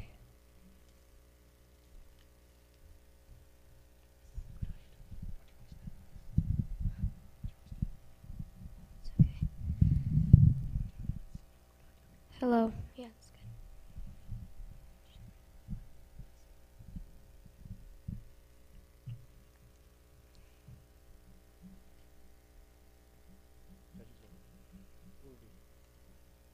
Vaheguru Ji Ka Khalsa, Vaheguru Ji Ki Fateh. My topic for today is Brave Sikh Woman. From woman, men are born. Within woman, men are conceived. To a woman, he is engaged and married. A woman becomes his friend through woe, the future generations come. When his woman dies, he seeks another woman. To woman he is bound.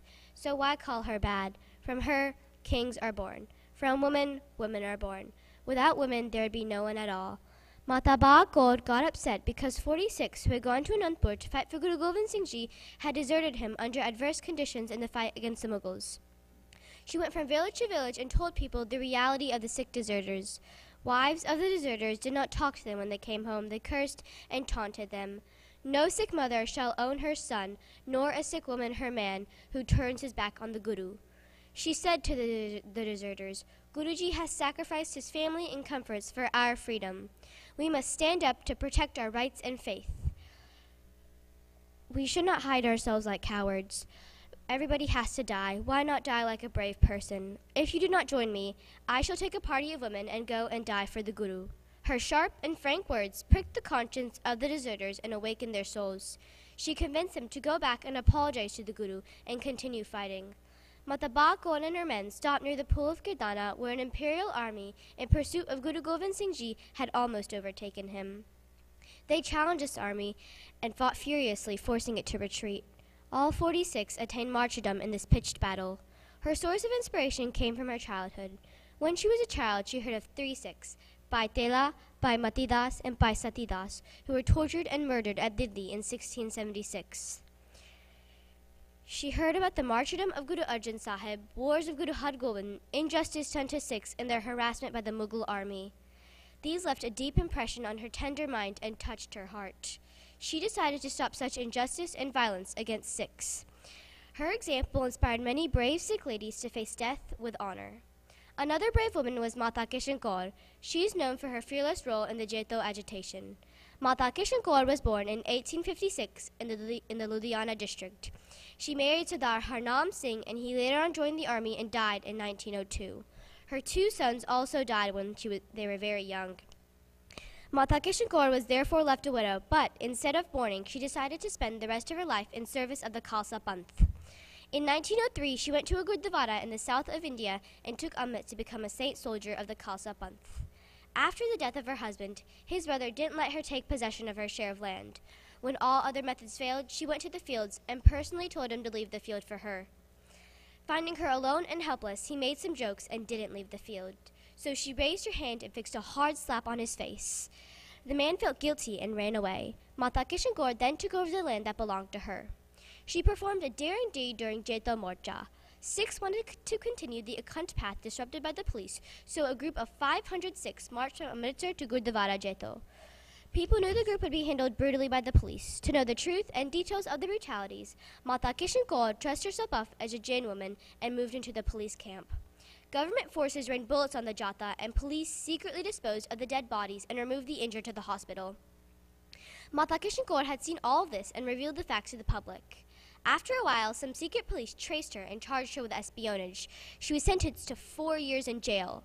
In 1954, the government accepted their defeat against Sikhs. Mata Kishan Kaur is a pillar of bravery and courage. She teaches me to stand my ground under any circumstances and fight for what is right. Never give up what rightfully belongs to you. Just like Mata Kishan Kaur, there was another brave woman, Sardarni Sada Kaur. Sardarni Sada Kaur helped build the Sikh Raj. She was born to Sardar Subhanda Singh of Firozpur district and married to Sardar Gurbaksh Singh. A big battle was fought between two brave Sikh armies. Sardar Gurbaksh Singh died during that battle, leaving Sardarni Sada Kaur a widow. But she did not lose hope. Instead, she reconciled with her main opponent, Mahan Singh, by offering the hand of her daughter, Mehtab Kaur, to Ranjit Singh, son of Mahan Singh, which cemented the friendship of the two parents. But Sardar Mahan Singh died 3 years after the engagement of his son, leaving him an orphan at the age of 9. Sardarni Sada Kaur used both power and tact to unite all the major missiles. She carved out a place for herself in the history of northwestern India as one of the builders of the Sikh state. Meanwhile, in Meen Manu's jail, the women were kept hungry and forced to grind grain by working heavy stone mills. Sikh women would happily sing the Shabads of Nanak and grind grain the whole day. To break their spirit, they were forced to watch their children being thrown in the air to fall back down on the sharp blades of spears. The children were then cut into pieces and put as a necklace around the necks of their poor mothers.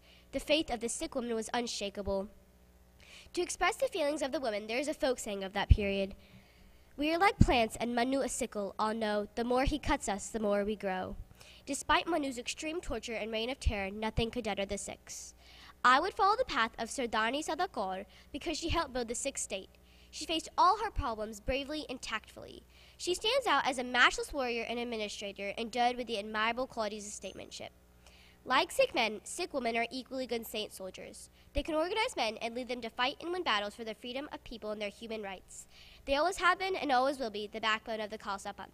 Vaheguru Ji Ka Khalsa, Vaheguru Ji Ki Fateh.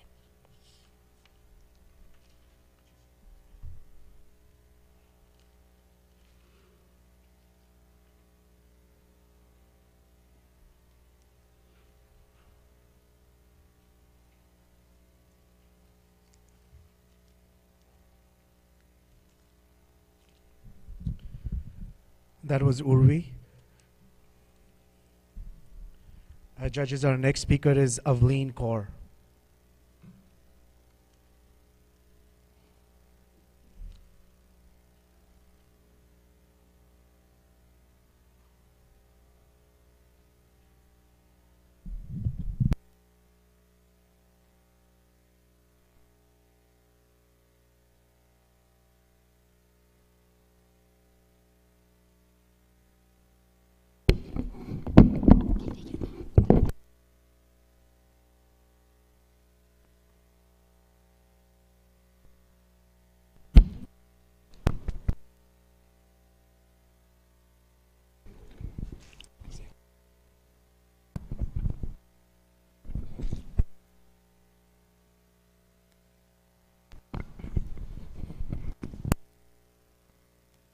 Hello.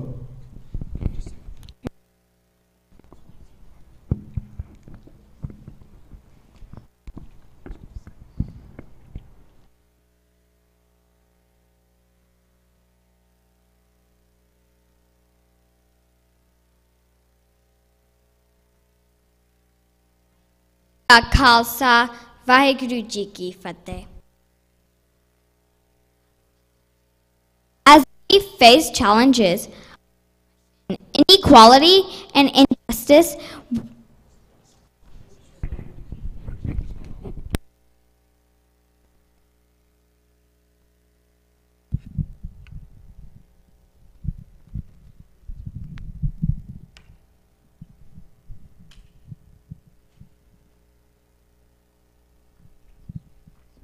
Hello?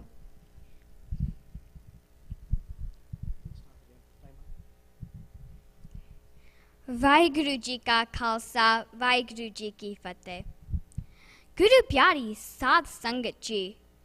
As we face challenges of oppression, inequality, and injustice, we can look up to many brave Sikh heroes for inspiration, courage, and guidance. Brave Sikhs throughout history have faced numerous trials, but by the Guru's blessings and their steadfast faith in Gurbani, they've emerged victorious against all odds. Today, I will share with you contributions made by some of the brave Sikh women who held on to their Sikhi principles even in the line of fire. One such embodiment of the Sikh spirit is Mata Kaur. Right from an early age, she was deeply moved by the great stories she heard from her family of the service and martyrdom of the Gurus and their Sikhs. These stories inspired her to learn the ways of a Khalsa, a saint soldier.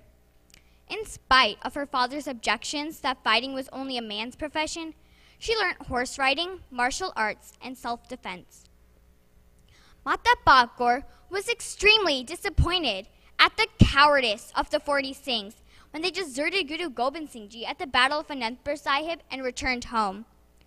It was unimaginable to her that these 40 men could break allegiance with the Guru by giving and writing that they were not his Sikhs and he was not their Guru. She reminded them of the selfless sacrifices made by the Guru and convinced them to join her to go back to help them. She awakened their souls by reciting Bhagat Kabir Ji shlok. Sura so pehchaniye jo lade deen ke het, purja kat mare kabhu na chare khet. And thus, she redeemed the lives of the 46, whom we now know as the Jali Mukte. Another remarkable Sikh woman I admire is Mata Kishan Kaur Ji. She faced many obstacles and adverse conditions, but rose up to preach the fundamental equality of gender and class. After losing her husband and 2 young sons, she refused to live the subdued life of a widow.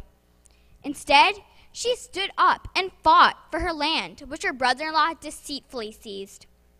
She joined the Gurdwara freedom movement and helped drive out the Mahants from the Gurdwaras, who refused offerings from low-caste Sikhs, as that was against Sikh principles. She helped nurse Sikhs who were beaten by British police and spied on police who were shooting a jatta of 500 innocent Sikhs. Instead of staying quiet, she risked her life and made these activities public. Like Mata Kishan Kaur Ji, who stood up for her land, I feel inspired to stand up for the environment and help make it better. Instead of feeling dejected by current leaders who favor profits over the environment, I want to inspire my friends to protect our shared land. I won't get disheartened when I see my fellow student getting bullied or discriminated. I will take her lead and stand up to their defense. Desh Shiva bar mohe hai, shab karmin te kabhu na taro. Na daro aur siyo jab jai laro, nischay kar apni jeet karo. My third hero is Sardarni Sadakaur. Despite losing her husband, she never gave up. Instead, she rose from the tragedy and found a way to make peace and strategic alliance with her rival Mahan Singh. With tact and power, she took over neighboring missiles and convinced Sikh chiefs to willingly join her. With her support and guidance, Maharaja Ranjit Singh attained success and stature. Together, they built the biggest Sikh Raj in history. Besides these 3 courageous women, there were countless other Sikh women who also refused to give up their faith. There was a time when Sikh men were hunted by Mir Manu. Sikh women were kept in horrific conditions, their children butchered in front of their eyes. But these brave women endured the hardship without a sigh on their lips and refused to break their faith. The Singhis kept calm and prayed, Guru Ji, Jaan jai, par dharam na jai. Time and time again, evil emperors have tried to force Sikhs to give up their faith. But the Sikhi principles of justice, equality, and faith allowed the woman in Mir Manu's jail to withstand the torture, gave Sardarni Siddhakor courage to keep moving forward. Sad Sangat Ji, the world has changed, but humanity still suffers. The Me Too movement reminds us that injustice will continue as long as victims and bystanders are afraid to raise their voice. One victim's voice can give hope to many. Like these brave Sikh women, I will use Sikh key principles to 1. Face bullies with courage and help the weak. 2. Face tragedy with strength and fight for my rights and the rights of others. 3. To not crumble when circumstances get tough. And 4. Use tact and wisdom to bring out a positive change. I believe you are never too young to make a change. As teenage activist for girls' education, Malala Yousafzai once said, "I raise up my voice, not so I can shout, but so those without a voice can be heard." We cannot succeed when half of us are held back. These brave Sikh women taught us to not give up in the face of adversity. It is now time for us young Sikhs to do the same. Vaheguru Ji Ka Khalsa, Vaheguru Ji Ki Fateh.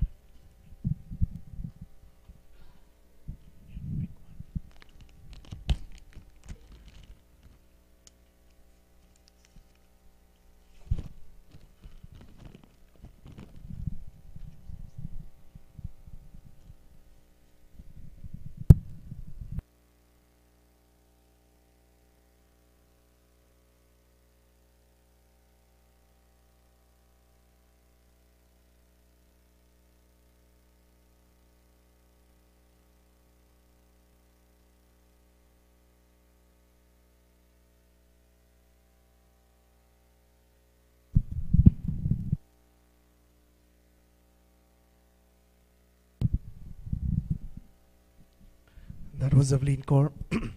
Next, last speaker is Tejas Singh. Tejas, Tejas Singh.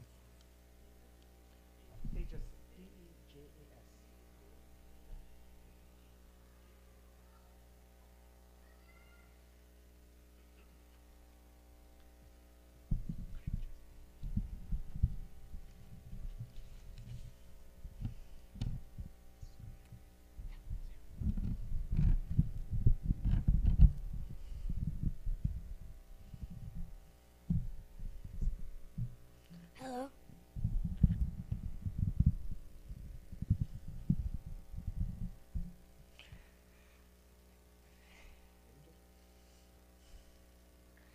Vaheguru Ji Ka Khalsa, Vaheguru Ji Ki Fateh.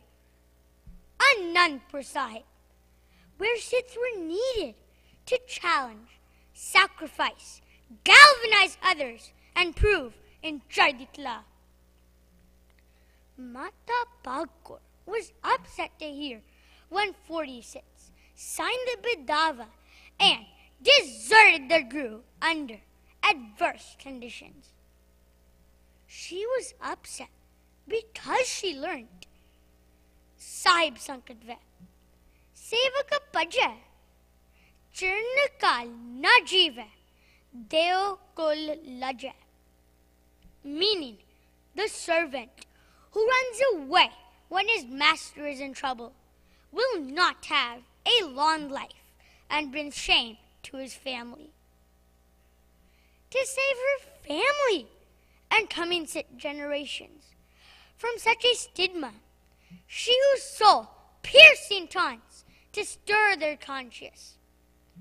She inspired them to return to the Guru's Sharan and led them to seek his pardon.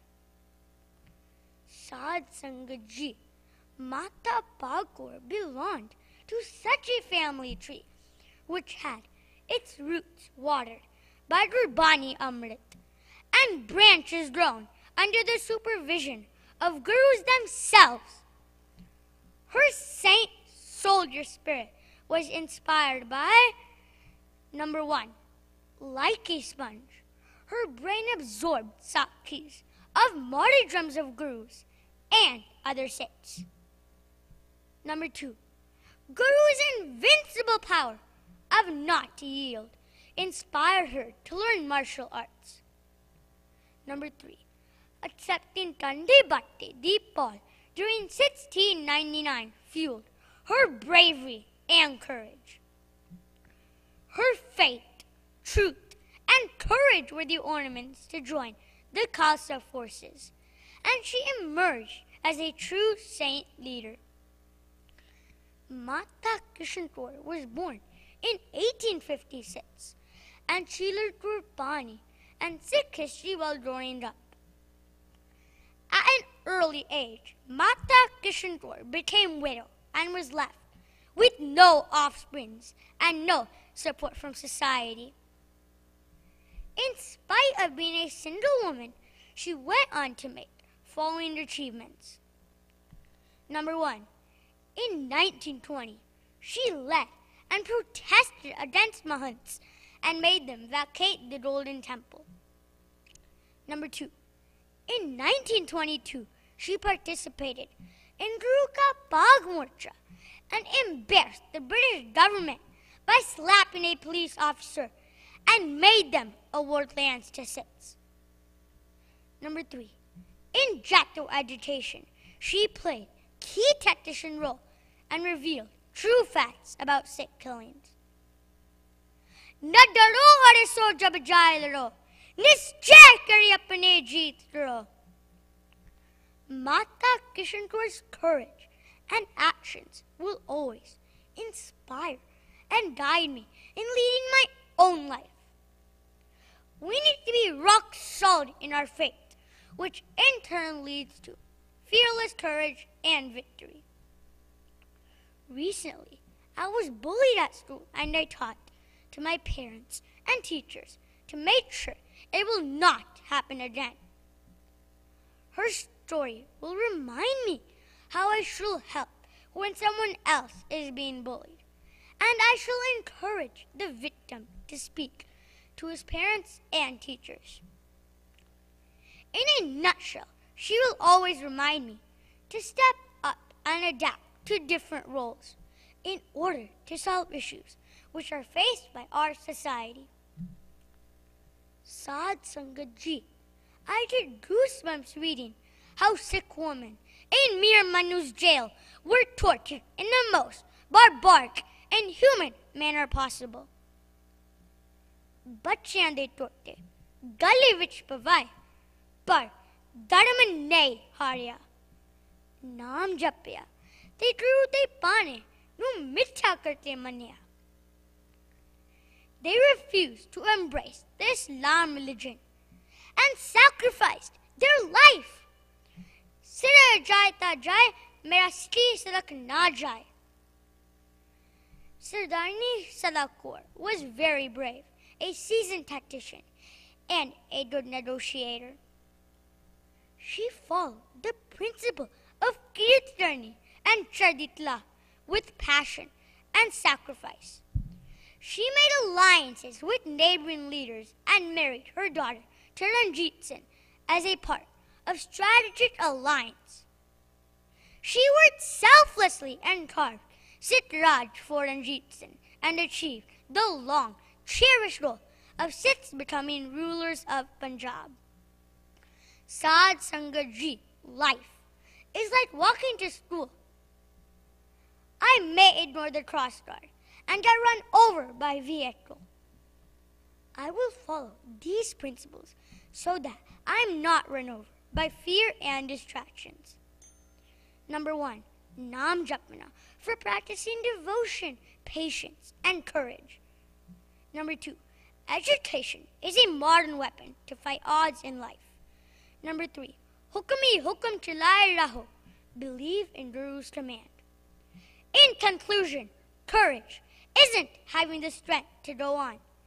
It's going on when you don't have strength. Vaheguru Ji Ka Khalsa, Vaheguru Ji Ki Fateh.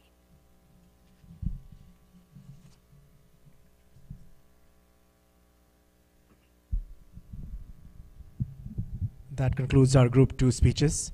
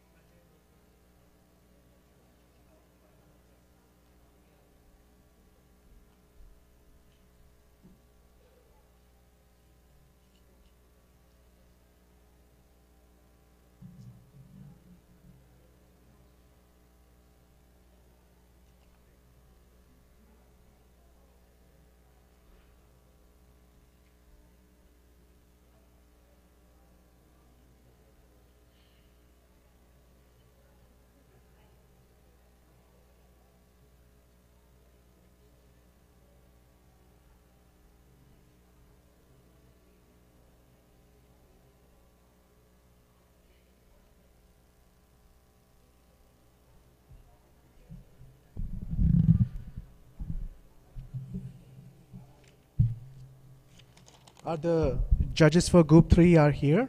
Jaskiran Kaur? Jupin? Okay. Reed Singh.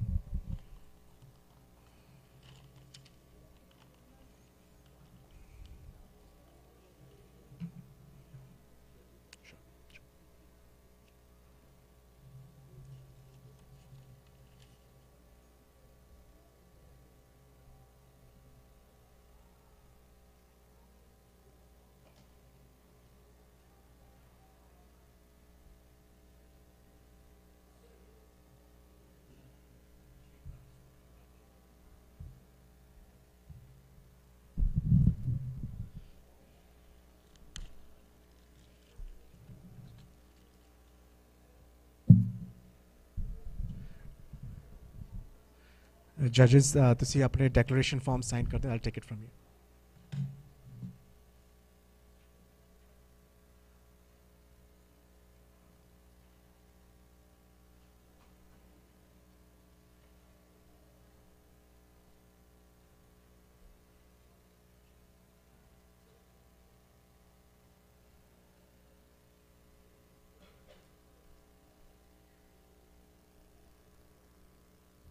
We can bring water or chai, okay, judges waste if you need it, and timekeeper for sure.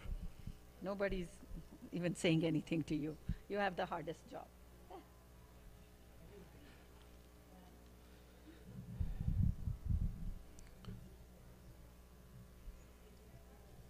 All the speakers for group 3, can you please come forward? I'm going to call the names. Abkirat Singh. Can you please come here? Arja Kaur. Joban Singh. Sahaj Kaur. Harkiran Kaur. Harkiran Kaur. Okay. Adarsh Singh.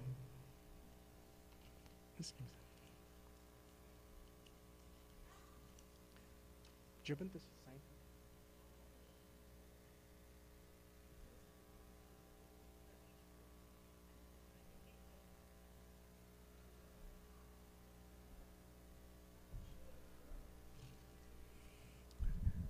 Judges, our first speaker is going to be Abkirat Singh.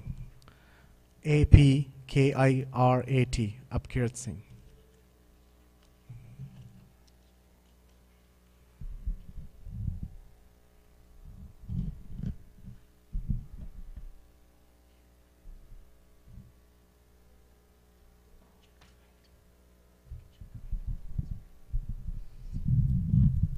Yeah.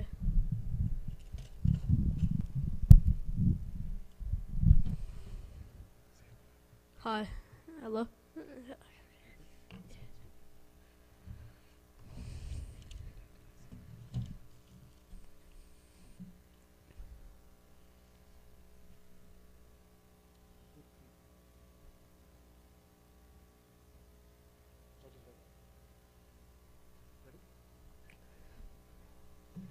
गुरु प्यारी साथ संगत जी वाहिगुरु जी का खालसा वाहिगुरु जी की फतेह जे तख्त नहीं ताज नहीं ता king नहीं जे case नहीं दस्तार नहीं ता सिंह नहीं. Answer number 1.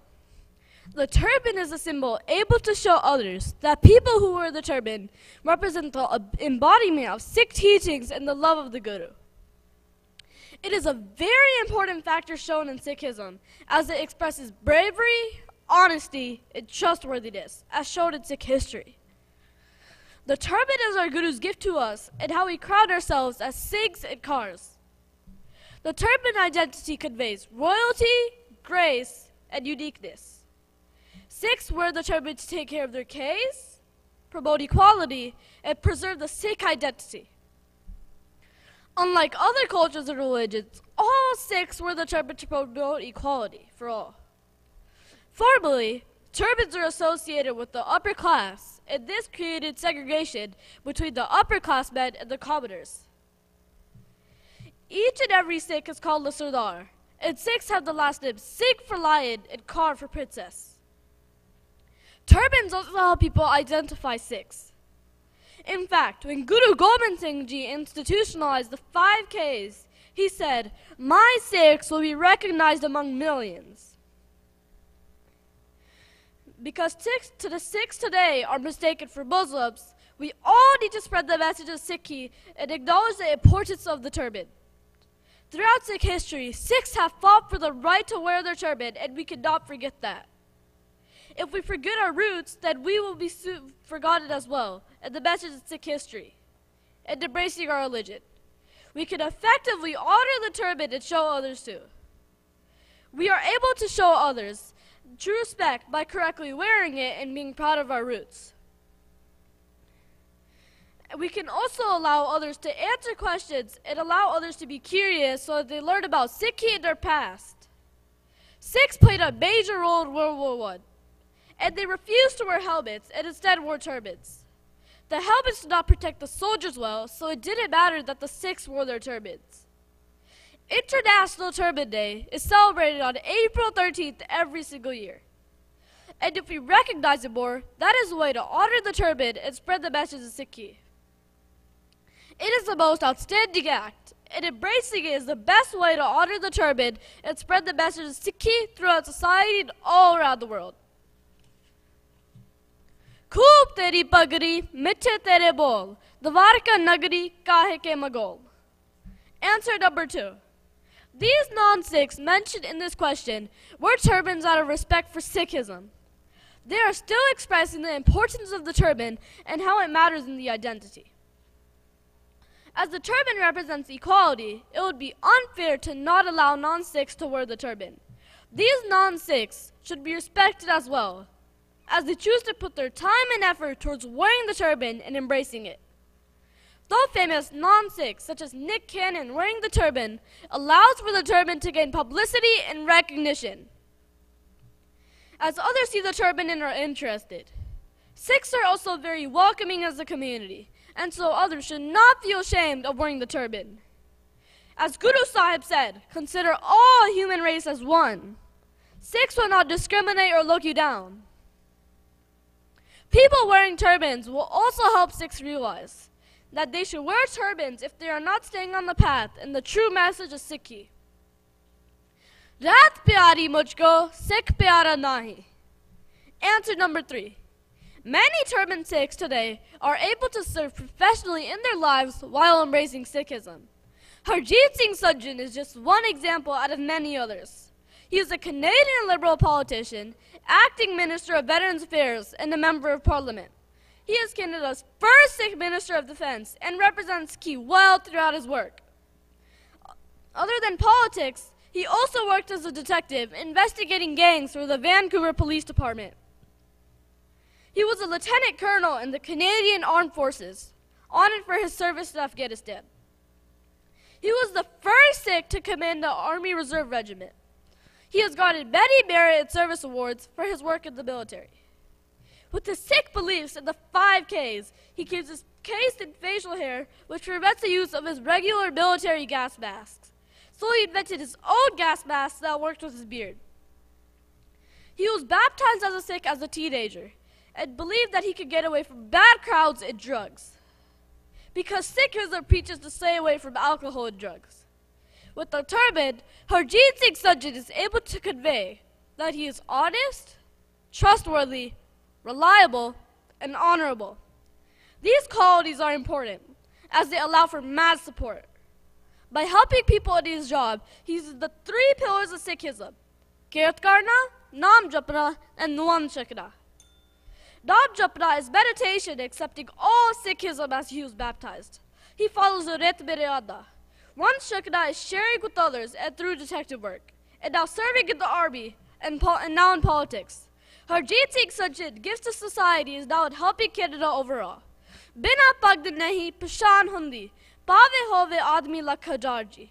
Lakha vichon ek pag wala, loki aakde Sat Shri Akal Sardar ji. Vaheguru ji ka khalsa, Vaheguru ji ki fateh.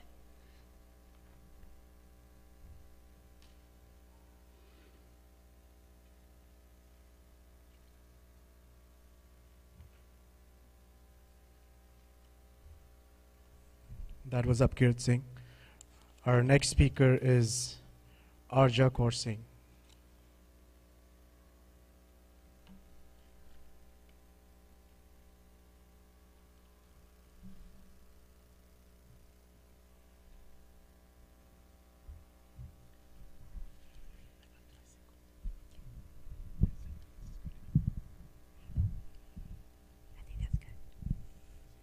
Hello.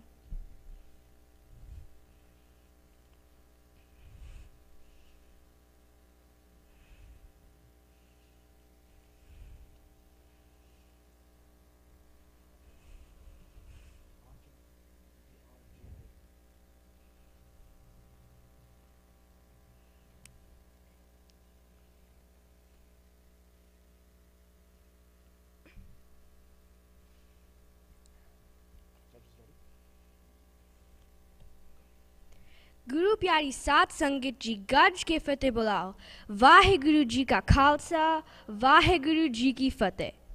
Answer number 1. To honor the turban and inspire others to honor it too, I will explain the importance and history of the turban that I have learned from the book, Turban the Sardari Emblem.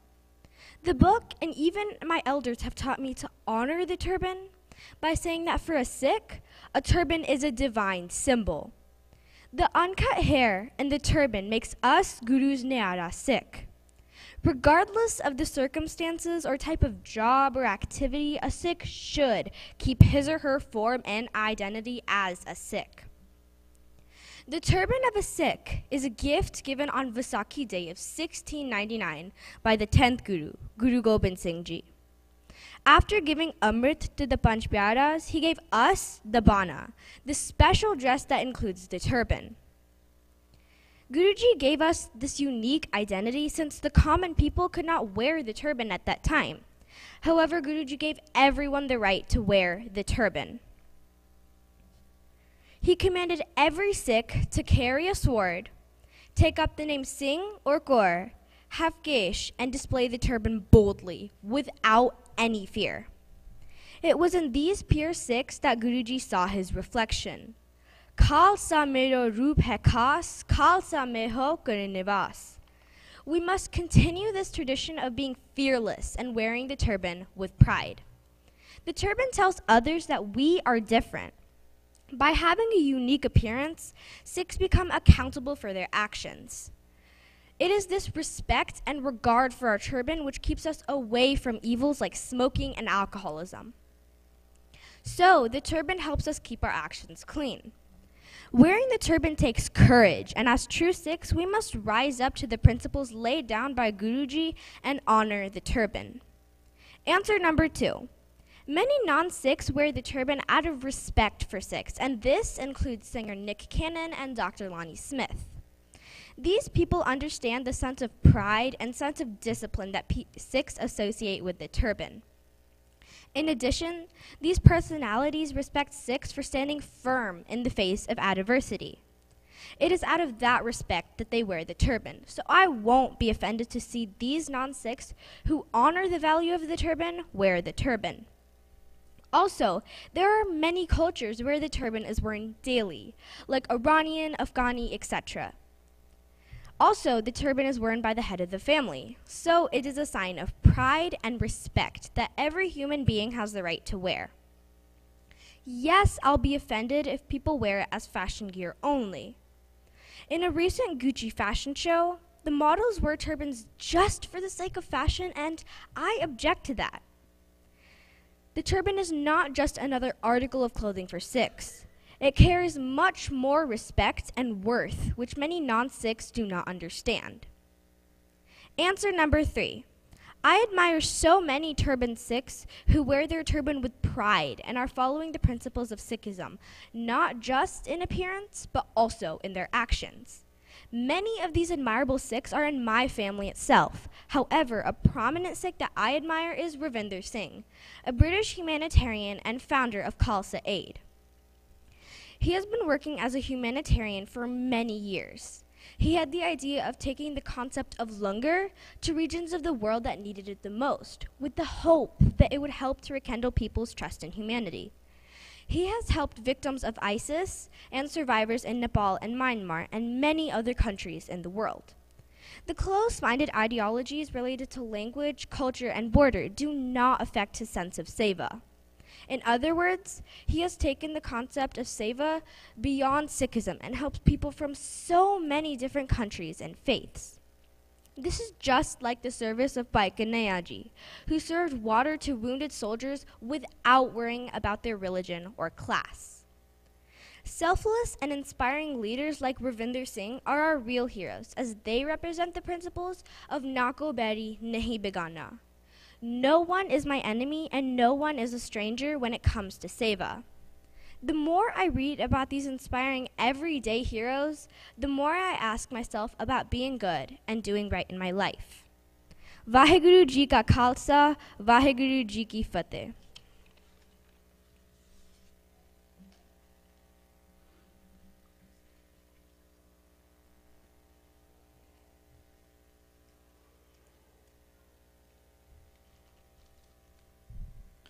That was Arja. Our next speaker is Sehaj Kaur, S-E-H-A-J, Sehaj Kaur.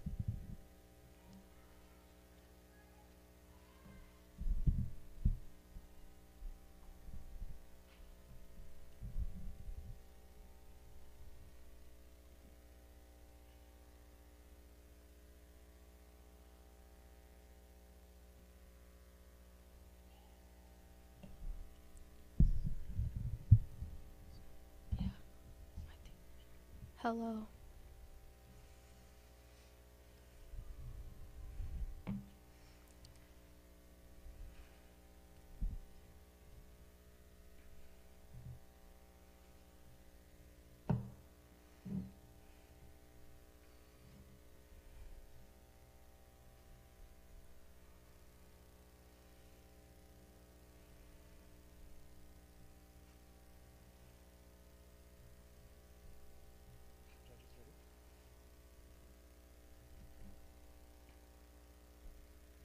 साबत सूरत सोहनी बख्श दित्ती आप गुरां ने साबत किरदार विचों सिੱਖੀ चमकदी तेरी नुहार विचों सिੱਖੀ बोलदी तेरी दस्तार विचों वाहिगुरू जी का खालसा वाहिगुरू जी की फतेह. Our crown, our pride, our symbol of royalty, the majestic turban, one that no other emblem may rival, is the robe of honor and prestige for any such Sikh who has been blessed greatly enough to be embraced by Vaheguru. The turban was our badge of glory and grandeur, our identity as a kindred soul and altruistic being, our throne of total and complete commitment to the higher consciousness. Countless freedom fighters have fought for this turban, and one would go to the most tremendous lengths in order to keep it on his head. As for honoring the turban, there must be ways to reignite the fire in the youngest generation that the older ones had before us. That very same fire that fueled Baba Khadak Singh Ji as he went 5 long years in prison, wearing nothing but a kashera each day and night. He was tortured. He was threatened, all in order to keep his black dastar. Again, that very same passion that fueled Kulvinder Singh as he stood outside school campus all night long in a peaceful protest until his point was heard and his dastar allowed in the school's uniform. So now the question is, how do we spread this message? Well, many of you may have heard of Basics of Sikhi. They're a group that answers questions about Sikhi and posts videos online for the world to see.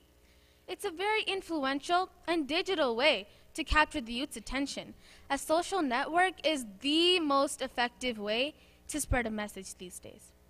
However, I believe there is so much more one can do as an individual to help our cause.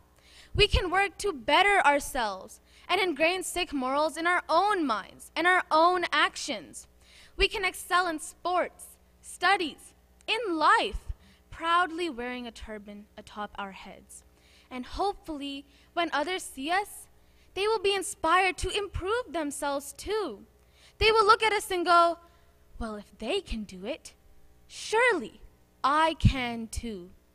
Individuals such as Jagmeet Singh and Harjeet Singh Sajjan can influence young Sikhs all over the world to start working towards better and larger goals. They can become role models and hopes and dreams for little ones as well. Jagmeet Singh, a Canadian politician and leader of the New Democratic Party.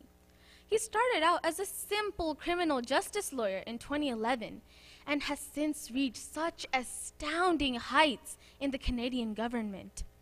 Although his appearance as a Sikh may have warranted many potential supporters to be reluctant in giving him their vote, he has still gone through his whole political career, proudly holding his head high with his turban sitting right atop it. And soon enough, people began to stop seeing him for his turban and beard. Instead, they saw him for his morals, his beliefs, and his work on the common man's needs. This has led me to believe that instead of worrying what I look like, I should instead worry about the way my personality seems, how I treat others, implementing Vaheguru's beliefs in my own life, and attaining the properties a true Sikh must have. Because in reality, if I truly become a Sikh, people will stop seeing my turban as something different or dangerous. They will see it as a sign of someone who is righteous, who is honest.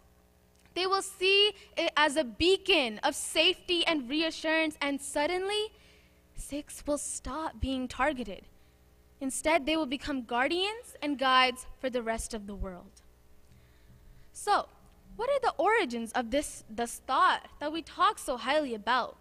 Well, contrary to popular belief, it was a big part of many religions before Sikhism was ever introduced. The Jews and the Muslims wore them. In fact, during Guru Gobind Singh Ji's time, the Mughals declared it that only the royal class may wear turbans. Well, Guru Gobind Singh Ji quickly shut down that decree, and in 1699, he made it a must to wear a turban as one of the Panch Kakars. The turban is meant to empower and inspire. It is not the Sikh way to keep others from going down the path to Vaheguru. And if one such individual feels enlightened by adorning it, well, we should encourage them. Either way, the turban is a symbol to be shared and enjoyed together. Our Dastard is a remarkable emblem, one that must continue to be upheld for ages to come. The Sikh Panth simply cannot afford to lose our identity because of our inability to influence the younger generation. We must continue to become role models for the future. We must continue to reignite that spark in the youngest generation. And we must bring back the turban and all that it stands for. Vaheguru Ji Ka Khalsa, Vaheguru Ji Ki Fateh.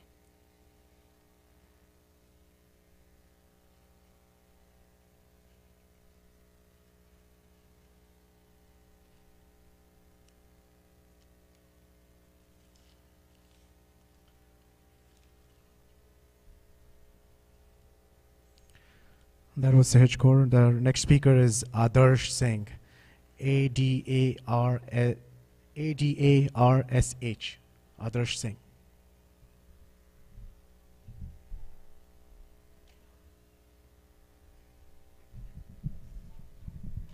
Hello. Hello.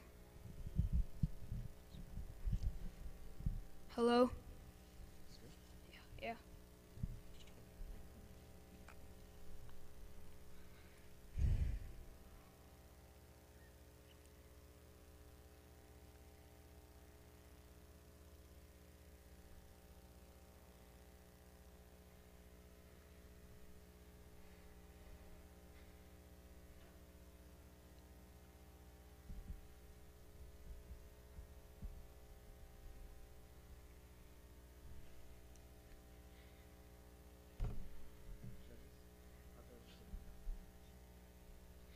गुरु प्यारी साध संगत जी वाहिगुरु जी का खालसा वाहिगुरु जी की फतेह। It was Baisakhi of 1699 when Guru Gobind Singh Ji called out for a commitment from his Sikhs. The commitment to stand with him in the time of need. The commitment to fight against the tyranny. The commitment to help people in need of protection. And the commitment to stay true to oneself, the Guru and Vaheguru. Ones who made the commitment were blessed with Khandadi Paul and were decorated with a beautiful dastar on their head and a kirpan in their hands. These Sikhs formed an army called Khalsa, and thus the dastar on their head showed the commitment they had made to their Guru. Sikhs have been fighting for the right to practice their faith for centuries. Many Sikhs have been martyred while protecting Sikhi. We remember these Sikhs during Ardas. But the fight did not end there. Sikhs still continue to fight. In the book we read, many Sikhs like Kulvinder Singh and Guru Sant Singh Khasa had to fight for the right to stay Sabut Surat and still be able to perform professional duties. But today Sikh youth does not care about the Sikhi Sarup. They find it inconvenient to keep uncut hair and beard. And if they keep their hair, they wear a patka, which is quick to tie and easy to carry, and doesn't realize that in doing so, it takes away the essence and the grandeur of a Sikh appearance. Now what can we do to honor the turban? Doi veliot bandyo dastare, peher aat rakhyo shastar sambare, kesan ki jo pratpal, na hi ustran se kateo val. Tying a patka during sports or workout is okay, but it shouldn't take place of a turban from our day-to-day life. All Sikhs should put an effort in tying a turban every day before leaving the house, so going out in a turban does not become a common practice. We should treat our hair with respect and wear our turban with confidence. We shouldn't treat our turban as a hindrance in participating in any social or professional events, but participate with confidence. Now how can we encourage other Sikhs to wear and honor the turban? First of all, we need to educate them about the glorious Sikh history. Second, we need to spread awareness regarding tying a turban. For that, we need turban Sikhs as role models who will participate in charities, volunteer work, and politics. Parents also play an important role in connecting their children with Sikhi. They need to take time, either their busy schedules, to talk to their children about the sacrifices made by our forefathers to keep the turban on our head, and encourage them to follow the Sikh way of life. A turban is not just a headdress. It's a commitment that we made to our Guru. It gives us a unique identity, so we stand out with humanity, stand up against injustice. Like our Gurus, a Sikh with a turban would rather die protecting the helpless than take advantage of anybody's helplessness. He would follow the 3 golden rules given by Guru Nanak Dev Ji: Naam Japna, Kirt Karna, and Van Ke Chakna. So tying a turban comes with responsibilities. I don't mind if a man or woman not identified as a Sikh is wearing a turban, as long as he or she doesn't do anything that goes against these basic Sikh principles. Anyone wearing a turban needs to be respectful, lawful, and mindful of their actions. For example, they can't just go and start fights, or be intoxicated, or be involved in any other illicit activities. People with the turban, Sikh or not, need to be ready to help and put their lives on the line for humanity. Every year we celebrate Turban Day in the DFW Metroplex, where hundreds of non-Sikhs come and tie a turban. That's a great way of educating people. But then we need to be vigilant to make sure that these people don't go and do something to disrespect or dishonor the turban.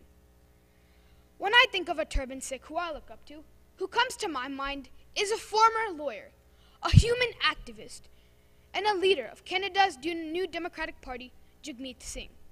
At a young age, he experienced unfair treatment because of the color of his skin, his father's financial situation, and on top of that, being a turban Sikh. And the experience stayed with him. As an adult, he took into social activism. He believes in equal opportunities for all. He wants to make education and healthcare affordable for all irrespective of their affiliation. And to actually make a difference, he joined politics. Another Sikh that I look up to is Ravi Singh, the founder of the humanitarian charity Khalsa Aid. Khalsa Aid is one of the most prominent Sikh organizations on the planet. It provides aid, food, and water for ones the most in need. He doesn't hesitate to enter the most remote or dangerous places on the planet to provide food, aid, and water to the ones most in need. He witnessed inhuman treatment during the 1984 massacre on their own land, in the hands of their own government. Ever since then, he has been campaigning for justice for all Sikhs and punishment for ones responsible for these acts. Both these Sikhs are perfect examples of a Sikh who doesn't tolerate injustice. They don't give in to the hatred, and instead they follow the Sikh principle of Sarbat da Pala. When I see someone making fun of me, first I feel bad, but then I think of Guruji and all the promises we made to him and why we made such promises. And I feel proud. Vaheguru Ji Ka Khalsa, Vaheguru Ji Ki Fateh.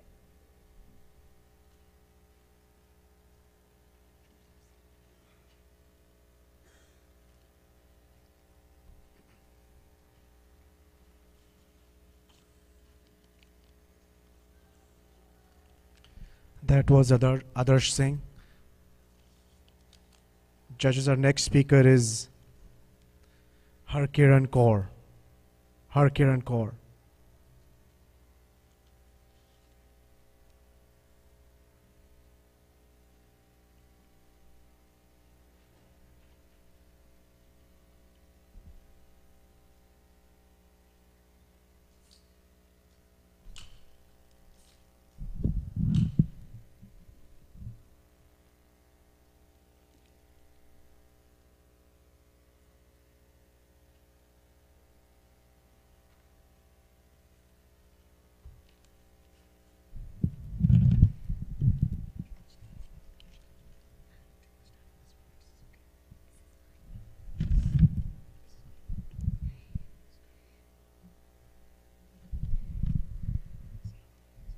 Hello.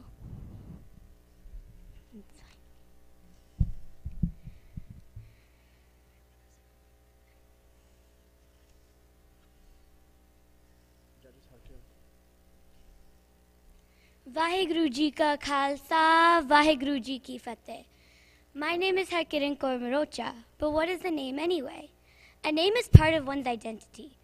As I read the book about the identity Guru Gobind Singh Ji crowned the Sikh community with, the turban, I reflected on this notion of identity. For me personally, my name, Harkiran Kaur Marocha, identifies me as a child of Vaheguru, my mother, and my father. Kaur is the name of given to all Sikh women, meaning princess, by Guru Gobind Singh Ji. This identifies me as Vaheguru's child, and he is in the center of my universe. Harkiran is the name given to me by my mom, resembling that I belong to a Punjabi family. And Marocha completes me because that ties me to my father's roots. But then, what other forms of identities are there? What about a hijab worn by a Muslim woman? What about a kippah worn by a Jewish man? A janu worn by Brahmins? Other forms of turbans worn by Muslims? Or the cross worn by Christians? So now we ask, why did Guru Gobind Singh Ji feel it was necessary to give us all these forms of identification? By attaching Singh and Kaur to our names? By creating the Panch Pyare and introducing the 5 Ks. By telling Sikhs to wear a turban, Guru Gobind Singh Ji was attempting to create a unique and separate identity for ordinary Sikhs. This was critical during a time when that identification was important, as the Sikhs needed to be quickly identifiable in a crowd as someone that will protect the weak and which stands for values of equality and freedom. Prior to this time, there was no way of distinguishing Sikhs from Hindus or Muslims. Guru Gobind Singh Ji also wanted to infuse Sikhs with spiritual strength and reinforce the idea that in the eyes of God, they are all noble and equal. What does it mean to honor the turban, which has been through many battles to secure freedom which one enjoys now? There are some literal and spiritual interpretations of this perceived responsibility. Let's address the literal ones first. 1, wear it with proper technique and care. 2, ensure it is clean and pure. 3, if you ever find someone in a situation where their turban has been knocked down, aid and assist as it is our duty. And 4, it is not a fashion statement. How can we honor the turban and spread the message of Sikhi more spiritually?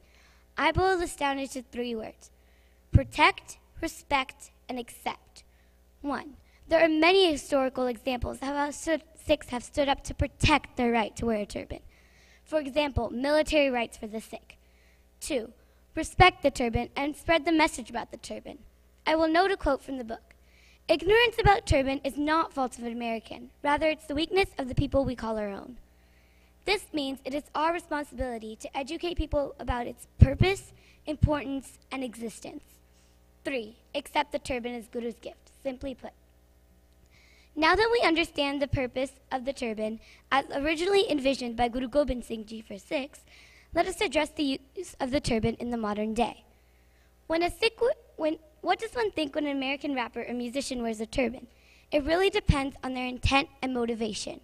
Are they trying to stand out in the crowd of other musicians and looking for publicity, or are they really attracted to the principles it embodies? Rapper Nick Cannon states, "I want to represent my inner king and do it in a fly way. It's a great conversation piece, but it also allows me to express that spiritual side." It is a matter of personal choice to wear a turban. However, as a Sikh, it is our responsibility to ensure it is done so respectfully and upholds the honor and dignity intended by our Guru. These celebrities do offer a forum and an opportunity for us to educate the general public about the turban, which we should not ignore. If we leverage this opportunity with care, it can be impactful in spreading our message of equality and respect to the modern generation. The turban absolutely cannot be a source of mockery. It can only be a source of inspiration. So then I asked myself, what is my source of spiritual inspiration? Is it my long, uncut hair, the presence within the Sangat, or when we do seva? As I look around, there are many men and women that wear a turban and hold highly respectful and professional careers. One prominent Sikh is Ravi Singh, who truly exhibits Guru Nanak's Sikhi pillar of Kirat Karo, with his dedication and hard work to benefit and improve society at large by aiding people in harm's way and supplying them with the necessary resources and support they need to overcome their difficult times. His service is truly commendable. I personally live in a very multicultural society. I attend a public school in which I am surrounded by people with many different and strong beliefs. I am inclined to respect them all and treat them with dignity. Their avenue may be different, but we need to focus on the core principles. We are all children of God. Yes, I agree, it is difficult to maintain a turban and be surrounded by others that don't, but when was it ever easy? It wasn't easy when Guru Gobind Singh Ji first crowned us, or when the first Sikh officer fought for military rights, or even the first Sikh model appeared in the mainstream. It isn't easy as an 11-year-old to have super long hair and participate actively in sports like swimming. We can look at keeping hair or a turban from 2 perspectives. 1 is a burden to maintain, or 2 is simply glorifying the Swarup that Vaheguru blessed us with. I look up to all the Sikhs that protect all, respect all, protect the innocent, and give to the poor. We shall live the spiritual Sikh life that Guruji envisioned and continue to respect and honor the Guruji's gift and the symbolic crown, the turban. Vaheguru Ji ka Khalsa, Vaheguru Ji ki Fateh.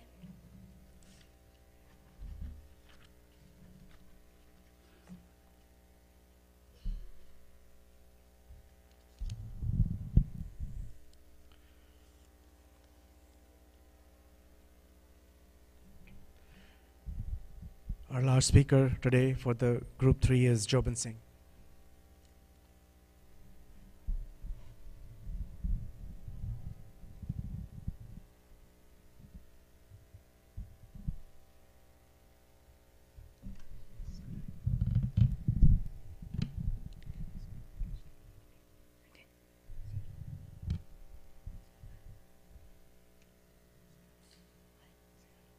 Hello.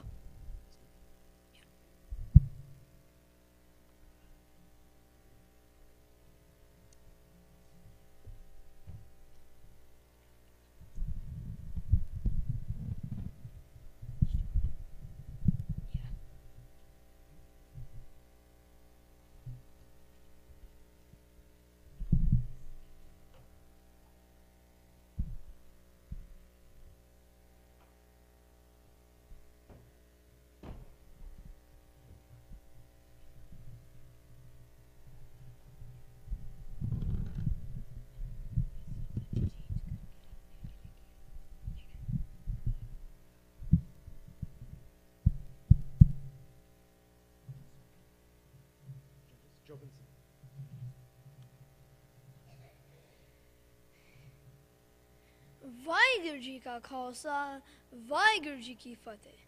One of the many battles Sikhs of the 20th century have fought for is the right to wear their turban. A young student named Govinder Singh wore his turban at school and got expelled. But using the power of silent protest, he was allowed back into the school, proudly displaying the Sikh group. Suna so pehchaniye jo ladi din ke het purja purja katne kabu na chade ke accurately describes the struggles. There are many ways I can honor the turban and effectively spread the message of Sikhi. First, I can teach myself the importance of wearing a turban so that I can educate others on its role in Sikhism. I can also email fellow Sikhs that are cutting their hair to ask them, why are you cutting your hair and refusing God's gift? I can raise funds to buy Sikh history books and distribute them to the gurdwaras and local libraries. I can organize events where we watch plays or movies that show the importance of the turban. I can also lead turban tying competitions in schools, gurdwaras, and other places to inspire young Sikhs to take pride in their unique heritage concerning the turban. I can also recite the poem entitled Turban is Special to promote unity and respect. A turban should be kept in a place which is clean and maintained in a neat manner. Also, never put the turban on the floor or near places where it can be stepped on. It is my responsibility to keep my hair clean and unshorn because the turban is for covering uncut hair. These actions will remind fellow Sikhs of a rich history and sacrifices made to wear the unique turban and give them a guiding light toward the path of Sikhi.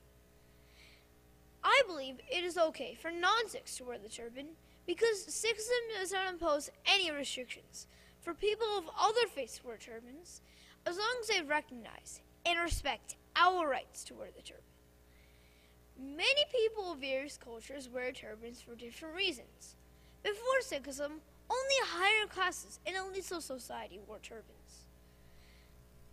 If, for example, Hindus wear turbans during pious occasions of their life, such as weddings, it is also true to say that many Arab and Asian Muslims wear the turban purely for customary reasons, but for them, there is no religious requirement that a turban should be worn.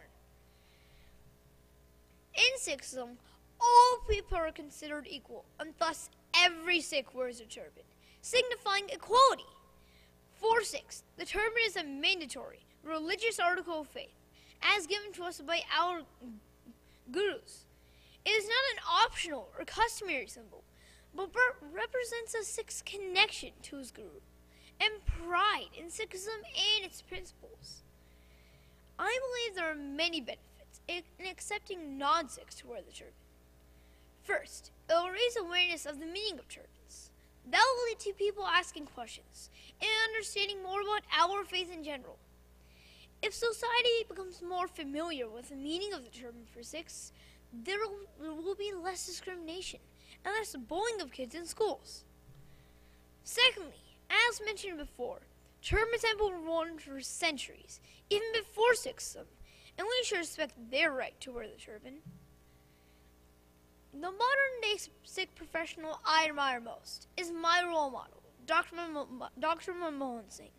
He served as the Chief Economic Advisor of India and as the 13th Prime Minister of India. With a doctorate from Oxford University, he is the most educated Prime Minister in the history of India. Henry Kissinger, former U.S. Secretary of State and National Security Advisor, describes him as a statesman with vision, persistence, and integrity. He is widely credited for liberalizing the Indian economy in the 90s, leading to a dramatic period of economic prosperity from the 1990s to present. His high profile and public international status has helped raise awareness of the turban and Sikhism all over the world. Dr. Manmohan Singh represents the Sikh principles through his professional work in many ways. First, with his hard work, he was able to go to the best schools and get a great education. He is the first Sikh ever to hold the position of Prime Minister. Secondly, to help the poor and needy, Manmohan Singh started the National Rural Health Mission to address the healthcare needs of underserved rural areas by mobilizing thousands of rural clinics. In addition, he prioritized humanitarian aid to Afghanistan the last 2 decades to help renew schools, hospitals, food markets, homes, and rebuild infrastructure. Instead of focusing on personal wealth and selfish ideals, he used his high-profile position to help the poor and needy. He is my role model because he has accomplished a lot while maintaining pride in his clean and unshorn hair, proudly displayed Sikh Sarup, and raised awareness of Sikhism. In conclusion, Dr. Manmohan Singh is a man known far and wide for his impressive and remarkable deeds that still impact the world today, while living his life to the fullest capacity with basic Sikh principles. Vaheguru Ji Ka Khalsa, Vaheguru Ji Ki Fateh.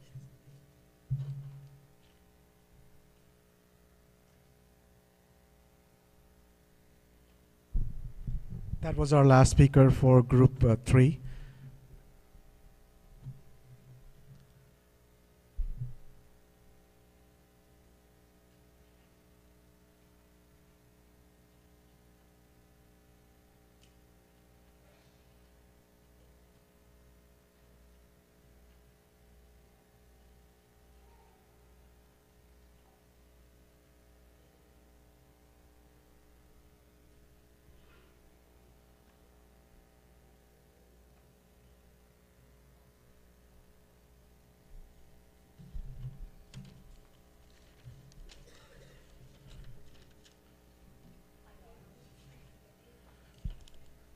The judges for next group, Group 4, are Jaspreet Kaur, Manavpreet Kaur, and Kulvinder Kaur.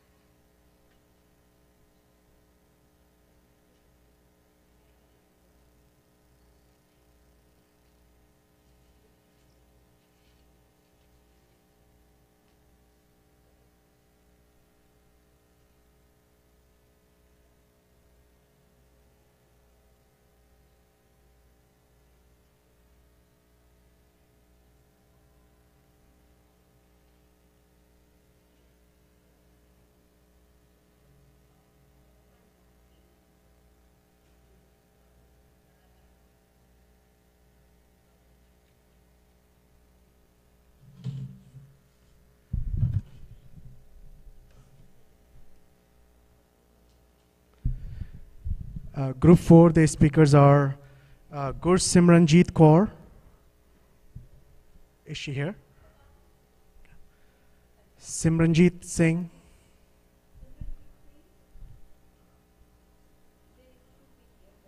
Okay. Ravkiran Kaur.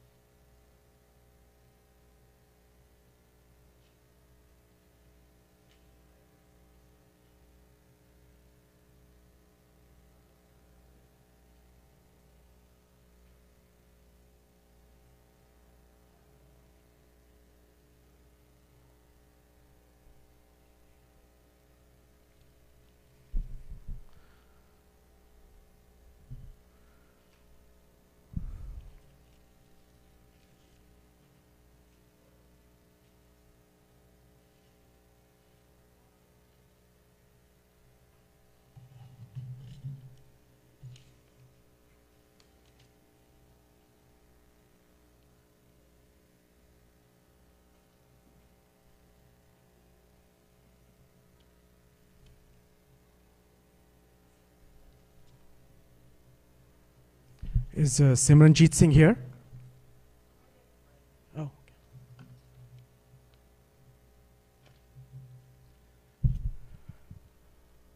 Judges, our first speaker is Simranjeet Singh.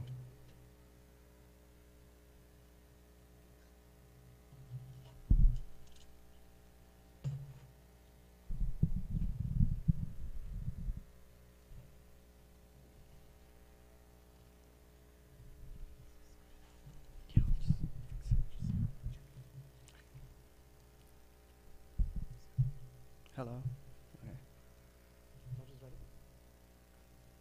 Waheguru ji ਕਾ ਖਾਲਸਾ ਵਾਹਿਗੁਰੂ ਜੀ ਕੀ ਫਤਿਹ। ਬਾਣੀ ਗੁਰੂ ਗੁਰੂ ਹੈ ਬਾਣੀ, ਵਿੱਚ ਬਾਣੀ ਅੰਮ੍ਰਿਤਸਰ ਹੈ। ਗੁਰਬਾਣੀ ਕਹੈ ਸੇਵਕ ਜਨ ਮਾਟੈ, ਪ੍ਰਤੱਖ ਗੁਰੂ ਨਿਸਤਾਰੈ। ਨਿਤਨੇਮ ਬਾਣੀ ਵਿੱਚ ਸੰਕਲਪ ਅਤੇ ਅਭਿਆਸ ਦੋਵੇਂ ਜੁੜੇ ਹਨ। ਅਗਿਆਨ ਅਤੇ ਵਹਿਮਾਂ ਭਰਮਾਂ ਵਿੱਚ ਭਟਕਦੀ ਮਨੁੱਖਤਾ ਨੂੰ ਰਾਹ ਦਿਖਾਉਣ ਲਈ ਸ਼੍ਰੀ ਗੁਰੂ ਨਾਨਕ ਦੇਵ ਜੀ ਦੀ ਰੱਬੀ ਜੋਤ ਨੇ ਆਪਣੀ ਬਾਣੀ ਨੂੰ ਇਸ ਰੂਪ ਵਿੱਚ ਨਿਤਨੇਮ ਦਾ ਜਾਪ ਮਨੁੱਖਤਾ ਨੂੰ ਦਿੱਤਾ ਹੈ, ਜੋ ਅੱਜ ਹਰ ਸਿੱਖ ਸਵੇਰੇ ਉੱਠ ਕੇ ਨਿਤਨੇਮ ਕਰਦਾ ਹੈ ਤੇ ਮਨ ਦੀਆਂ ਆਸਾਂ ਪੂਰੀਆਂ ਕਰਦੇ ਹਨ ਅਤੇ ਜੀਵਨ ਜੁਗਤ ਦੀ ਸੇਧ ਲੈਂਦੇ ਹਨ, ਜਿਸ ਤੋਂ ਚੜ੍ਹਦੀ ਕਲਾ ਦਾ ਉਤਸ਼ਾਹ ਅਤੇ ਵਿਸ਼ਵਾਸ ਮਿਲਦਾ ਹੈ ਔਰ ਔਕਰ ਅਤੇ ਸੰਘਰਸ਼ ਵਿੱਚ ਮਨੋਬਲ ਬਣਿਆ ਰਹਿੰਦਾ ਹੈ। ਗੁਰਬਾਣੀ ਇਸ ਜਗ ਮਹਿ ਚਾਨਣ। ਬਾਣੀ ਸਾਨੂੰ ਹਰ ਰੋਜ਼ ਆਪਣੇ ਵੰਨ ਸਵੰਨੇ ਪੱਖਾਂ ਤੋਂ ਰੂਬਰੂ ਕਰਵਾਉਂਦੀ ਹੈ। ਧਾਰਮਿਕ ਪੱਖ। ਜੀਵਨ ਵਿੱਚ ਸਭ ਕੰਮ ਸ਼ੁਰੂ ਕਰਨ ਤੋਂ ਪਹਿਲਾਂ ਜਾਂ ਸੰਸਾਰਿਕ ਯਾਤਰਾ ਪੂਰਨ ਹੋਣ 'ਤੇ ਪਰਮਾਤਮਾ ਦੇ ਨਾਮ ਨੂੰ ਹਰ ਰੋਜ਼ ਲਿਆ ਜਾਂਦਾ ਹੈ। ਸਮਾਜਿਕ ਪੱਖ। ਏਕ ਪਿਤਾ ਏਕ ਕਸ ਕੇ ਹਮ ਬਾਰਿਕ, ਤੂੰ ਮੇਰਾ ਗੁਰਹਾਈ। ਸਾਰਾ ਸਮਾਜ ਹੀ ਸਾਡਾ ਇੱਕ ਵੱਡਾ ਪਰਿਵਾਰ ਹੈ, ਜਿਸ ਦਾ ਮੁਖੀ ਅਕਾਲ ਪੁਰਖ ਹੈ। ਰਾਜਨੀਤਿਕ ਪੱਖ। ਗੁਰਬਾਣੀ ਮਨੁੱਖਤਾ ਪੱਖੋਂ ਜ਼ੁਲਮ ਨੂੰ ਨਾ ਸਹਿਣ ਦੀ ਤਾਕੀਦ ਕਰਦੀ ਹੈ, ਇਨਸਾਫ ਦੀ ਮੰਗ ਤੇ ਹਲੀਮੀ ਦਾ ਰਾਜ ਸਥਾਪਿਤ ਕਰਨ ਦੀ ਅਗਵਾਈ ਕਰਦੀ ਹੈ। ਧਾਰਮਿਕ ਪੱਖ। ਬਾਣੀ ਨੇ ਸਿੱਖ ਨੂੰ ਵਿਹਲੜ ਨਹੀਂ ਬਲਕਿ ਨੇਕ ਕਿਰਤ ਕਰਨ ਦਾ ਉਪਦੇਸ਼ ਦਿੱਤਾ ਹੈ। ਬੌਧਿਕ ਪੱਖ। ਬੌਧਿਕ ਪੱਖ ਨੇ ਬਾਣੀ ਨੂੰ ਹਰ ਰੋਜ਼ ਮਜ਼ਬੂਤ ਕਰਦਿਆਂ ਸਾਨੂੰ ਵਹਿਮਾਂ ਭਰਮਾਂ ਤੇ ਪਖੰਡ ਪਿੱਛੇ ਅੱਖ ਮੀਟ ਕੇ ਅੰਧ ਵਿਸ਼ਵਾਸੀ ਬਣਨ ਦੇ ਬਜਾਏ ਲਾਏ ਲੱਗ ਬਣਨ ਦੀ ਬਜਾਏ ਗੁਰਬਾਣੀ ਨੇ ਹਰ ਚੀਜ਼ ਨੂੰ ਪਰਖਣ ਦੀ ਹਦਾਇਤ ਦਿੱਤੀ ਹੈ। ਮਾਨਸਿਕ ਪੱਖ। ਜਦੋਂ ਅਸੀਂ ਰੱਬ ਨੂੰ ਸਹਾਰਾ ਬਣਾ ਕੇ ਮਾਨਸਿਕ ਤੌਰ 'ਤੇ ਮਜ਼ਬੂਤ ਬਣ ਜਾਂਦੇ ਹਾਂ ਤਾਂ ਜ਼ਿੰਦਗੀ ਵਿੱਚੋਂ ਸਾਰੀਆਂ ਚਿੰਤਾਵਾਂ ਮੁੱਕ ਜਾਂਦੀਆਂ ਹਨ, ਜਿਸ ਨਾਲ ਮਾਨਸਿਕ ਸੁੱਖ ਪ੍ਰਾਪਤ ਹੋ ਜਾਂਦਾ ਹੈ। ਆਤਮਿਕ ਪੱਖ। ਗੁਰਬਾਣੀ ਨੇ ਸਭ ਸਰੀਰਾਂ ਵਿੱਚ ਇੱਕ ਅਕਾਲ ਪੁਰਖ ਦਾ ਵਾਸ ਮੰਨਿਆ ਹੈ। ਜਗਤ ਜਲੰਦਾ ਰੱਖ ਲੈ ਆਪਣੀ ਕਿਰਪਾ ਧਾਰ, ਜਿਤ ਦੁਆਰੇ ਉਬਰੈ ਤਿਤੈ ਲਹਿਓ ਉਬਾਰ। ਸਾਡੀ ਨਸਲ ਲਈ ਹਰ ਰੋਜ਼ ਬਾਣੀ ਪੜ੍ਹਨਾ ਸਾਹ ਲੈਣ ਜਿੰਨਾ ਜ਼ਰੂਰੀ ਹੈ, ਪਰ ਅਸੀਂ ਮੌਸਮੀ ਫਲਾਂ ਵਾਂਗ ਇਸ ਦਾ ਵੀ ਲੁਫਤ ਲੈਣਾ ਛੱਡ ਦਿੱਤਾ ਹੈ। ਸ਼ਬਦ ਤੋਂ ਟੁੱਟਣ ਕਾਰਨ ਮਨੁੱਖ ਵਜੋਂ ਸਾਡੀ ਜਨਰੇਸ਼ਨ ਦਾ ਸਾਹ ਉਖੜਿਆ ਪਿਆ ਹੈ। ਅੱਜ ਕੱਲ੍ਹ ਟੈਕਨੋਲੋਜੀ ਅਤੇ ਐਡਵਰਟਾਈਜ਼ਮੈਂਟ ਨੇ ਸਾਡੇ ਦਿਮਾਗ ਤੇ ਸੋਚਣ ਵਿਚਾਰਨ ਦੀ ਸ਼ਕਤੀ ਨੂੰ ਆਪਣੇ ਕਬਜ਼ੇ ਵਿੱਚ ਕਰ ਲਿਆ ਹੈ। ਬਿਨਾਂ ਕੁਝ ਸੋਚੇ ਵਿਚਾਰੇ ਸਾਡਾ ਜ਼ੋਰ ਇਹਨਾਂ ਪਦਾਰਥਾਂ ਨੂੰ ਪ੍ਰਾਪਤ ਕਰਨ 'ਤੇ ਲੱਗਾ ਹੋਇਆ ਹੈ, ਜਦ ਕਿ ਅਸੀਂ ਬਾਣੀ ਵਿੱਚੋਂ ਹਰ ਰੋਜ਼ ਊਰਜਾ ਪ੍ਰਾਪਤ ਕਰਦੇ ਹਾਂ, ਜਿਸ ਨਾਲ ਸੰਵੇਦਨਾ, ਹਮਦਰਦੀ, ਕਰੁਣਾ, ਉਤਸ਼ਾਹ, ਭਾਈਚਾਰਾ ਅਤੇ ਤਿਆਗ ਵਰਗੇ ਭਾਵਾਂ ਦਾ ਪ੍ਰਚਾਰ ਹੁੰਦਾ ਹੈ। ਅੱਜ ਦੇ ਯੁੱਗ ਵਿੱਚ ਸਾਨੂੰ ਸਿਰਫ ਡਾਕਟਰਾਂ, ਇੰਜੀਨੀਅਰਾਂ ਜਾਂ ਹੋਰ ਕਿੱਤਾ ਮਾਹਿਰਾਂ ਦੀ ਲੋੜ ਨਹੀਂ, ਬਲਕਿ ਸਗੋਂ ਅਜਿਹੇ ਗੁਰਮੁਖਾਂ ਦੀ ਲੋੜ ਹੈ ਜਿਨ੍ਹਾਂ ਦੇ ਦਿਲ ਮਨੁੱਖਤਾ ਪ੍ਰਤੀ ਲਗਾਅ ਅਤੇ ਸੇਵਾ ਭਾਵਨਾ ਨਾਲ ਭਰੇ ਹੋਣ। ਸ਼ਬਦ ਨਾਲ ਸਾਂਝ ਜਾਂ ਗਿਆਨ ਜਗਿਆਸਾ ਵਿਚਾਰਨ ਦੀ ਲੋੜ ਹੈ। ਉੱਤਰ ਦੂਜਾ, ਗੁਰਮਤਿ ਮੈਸੇਜ। ਗੁਰੂ ਦੀ ਬਾਣੀ ਦਾ ਓਟ ਆਸਰਾ ਲੈਣਾ ਤੇ ਗੁਰੂ ਦੀ ਸ਼ਬਦ ਦੀ ਅਗਵਾਈ ਅਨੁਸਾਰ ਫੈਸਲਾ ਕਰਨਾ, ਭਾਵੇਂ ਖੁਸ਼ੀ ਦਾ ਮੌਕਾ ਹੋਵੇ ਤੇ ਭਾਵੇਂ ਕਿਸੇ ਵਿਛੜ ਗਈ ਰੂਹ ਦੀ ਆਤਮਾ ਦੀ ਸ਼ਾਂਤੀ ਮੰਗਣੀ ਹੋਵੇ। ਗ੍ਰਹਿਸਥੀ ਜੀਵਨ ਵਿੱਚ ਆਉਣ ਵਾਲੇ ਹਰ ਤਰ੍ਹਾਂ ਦੇ ਹਾਲਾਤ ਨਾਲ ਸਿੰਜਣ ਲਈ ਇੱਕ ਜੋਤ ਦੋਏ ਮੂਰਤੀ ਦੀ ਇੱਕ ਸੂਰਤਾ ਨਾਲ ਮਿਲ ਬੈਠ ਕੇ ਜੀਵਨ ਦੀਆਂ ਸਮੱਸਿਆਵਾਂ ਨੂੰ ਨਜਿੱਠਣ ਦਾ ਗੁਰਮਤਿ ਉਪਦੇਸ਼ ਦਿੰਦੀ ਹੈ। ਜਪਜੀ ਸਾਹਿਬ ਵਿੱਚ ਸਭ ਤੋਂ ਪਹਿਲਾ ਮੂਲ ਮੰਤਰ ਹੈ, ਜੋ ਇੱਕ ਓਂਕਾਰ ਤੋਂ ਸ਼ੁਰੂ ਹੋ ਕੇ ਗੁਰਪ੍ਰਸਾਦ 'ਤੇ ਮੁੱਕ ਜਾਂਦਾ ਹੈ। ਮੂਲ ਮੰਤਰ ਰਾਹੀਂ ਮਨੁੱਖ ਨੂੰ ਇੱਕੋ ਇੱਕ ਪਰਮ ਹਸਤੀ ਨਾਲ ਜੋੜਿਆ ਗਿਆ ਹੈ। ਉਹ ਅਕਾਲ ਪੁਰਖ ਕੇਵਲ ਇੱਕੋ ਇੱਕ ਪਰਮ ਸ਼ਕਤੀ ਹੈ, ਜਿਸ ਦੀ ਹੋਂਦ ਸਦੀਵੀ ਹੈ। ਉਹ ਇਸ ਸੰਸਾਰ ਦਾ ਕਰਤਾ ਪੁਰਖ ਵੀ ਹੈ। ਉਹ ਇੱਕ ਰਸ ਵਿਆਪਕ ਹੈ। ਉਹ ਸਮੇਂ ਅਤੇ ਅਸਥਾਨ ਤੋਂ ਉੱਪਰ ਵੀ ਹੈ। ਬਾਣੀ ਨੇ ਧਰਮ ਨੂੰ ਕਰਮਕਾਂਡੀ ਰੂੜੀ ਰਾਤ ਵਿੱਚੋਂ ਕੱਢ ਕੇ ਉਸ ਨੂੰ ਪਾਉਣ ਦਾ ਰਸਤਾ ਉਸ ਅਕਾਲ ਪੁਰਖ ਦੇ ਜਪਜੀ ਸਾਹਿਬ, ਰਹਿਰਾਸ ਸਾਹਿਬ ਤੇ ਸੋਹਲਾ ਸਾਹਿਬ ਵਿੱਚ ਦੱਸੇ ਗਏ ਗੁਣਾਂ ਦੀ ਵਿਚਾਰ ਕਰਕੇ ਉਸ ਦੇ ਗੁਣਾਂ ਨੂੰ ਸਿਮਰਨ ਰਾਹੀਂ ਆਪਣੇ ਅੰਦਰ ਵਸਾਉਣ ਲਈ ਦੱਸਿਆ ਹੈ। इस तरह उस दे गुणां दा गायन करदियां अपनी शख्सियत अंदर नैतिक गुण जिवें सत, संतोख, परोपकार, दया ते हलीमी पैदा करके उसनूं गुरु दी किरपा राहीं पा सकते हाँ। जपजी साहिब अनुसार उसनूं पाउण दे रस्ते विच सब तो वड्डी रुकावट हौमे है, जिस दी झूठी कंड नूं असीं तोड़ना है। गुरमत मैसेज विच संसार दी उत्पत्ति दा सोमा इक्को एक अकाल पुरख है।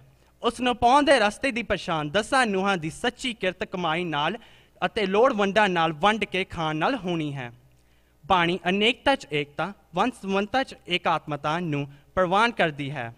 मनुखी वंडियां जिवें जन्मजात, मजहब, रंग, नस्ल आदि दे भेदभाव अते इलाकाई हथबंदियां तो उत्ते उठ के नवें अते सर्ब सांझे समाज की सिरजना वास्ते उपराले करने चाहिए हैं। यही गुरु की बाणी का मार्ग है। उत्तर तीजा, कीर्तन 16 रात वेले प्रार्थना सिख वल्लों सौण लई हर रोज़ की जाती है, जिसे विच सर्वशक्तिमान परमात्मा नाल यूनियन की खुशी मनाउण दे विछोड़े दे दर्द नूं सहंदे होए दा वर्णन पंज शब्दां विच बाणी वजों दर्ज है, जिस विच अपने आप नूं लाड़ी कह के परम प्रभु वाहिगुरु पति नूं देह तोड़ के रूह की गल कर रहा है, घर है ते साथ संगत बैठ गया है। उदासी का माहौल है कि उसनूं परिवार ते रिश्तेदार नूं छड्ड के एक खुश विआह ते घर बनाना है। इस विआह विच यूनीवर्सल गॉड जो कि उसका पति है ते लाड़ी ने मिलाप करना है। जद गुरु की मेहर थले असी आ जाते हाँ तां उस वेले ये ढंग तरीका गुरु नाल वाह परमेश्वर वाह मिलन का अभेद होने का अपना आप गवाउण दा सब तो आनंदमय है ते नाल ही अपने आप नूं उबार के ब्रह्मंडी हुक्म नाल एक सुर होने का यत्न करता है, जिस विच ह्यूमन लाइफ सहजे ही परमात्मा दे घर पहुँच जाती है, जो काम, क्रोध, लोभ, मोह, अंकार, परोपकार विकारां तो मुक्त हो जाता है। इस किस्म की स्थिति नूं ही बाणीकार ने मानव मुक्ति के सर्वोत्तम आदर्श वजों स्थापित किया है। कीर्तन 16 की बाणी मनुख नूं अपनी मानवी होंद का हकीकी गौरव पछाणन का संदेश दिंदी है। यह अत्याचारां ते अन्याय का पर्दाफाश करके अते शोषित मन के मनोबल नूं मजबूत करन दा संकल्प नूं पूर्ण करती है। आखिर विच कहा गया है कि केवल गुरु की कृपा नाल ही परमात्मा दा सच की प्राप्ति की जा सकती है। इस तरह मनुख मौत के डर उत्ते भी काबू पा लेंदा है। वाहिगुरू जी का खालसा, वाहिगुरू जी की फतेह।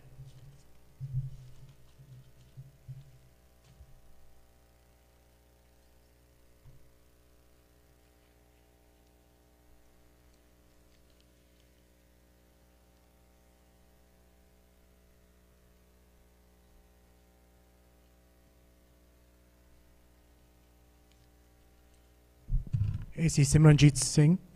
Our next speaker is Simranjeet Kaur.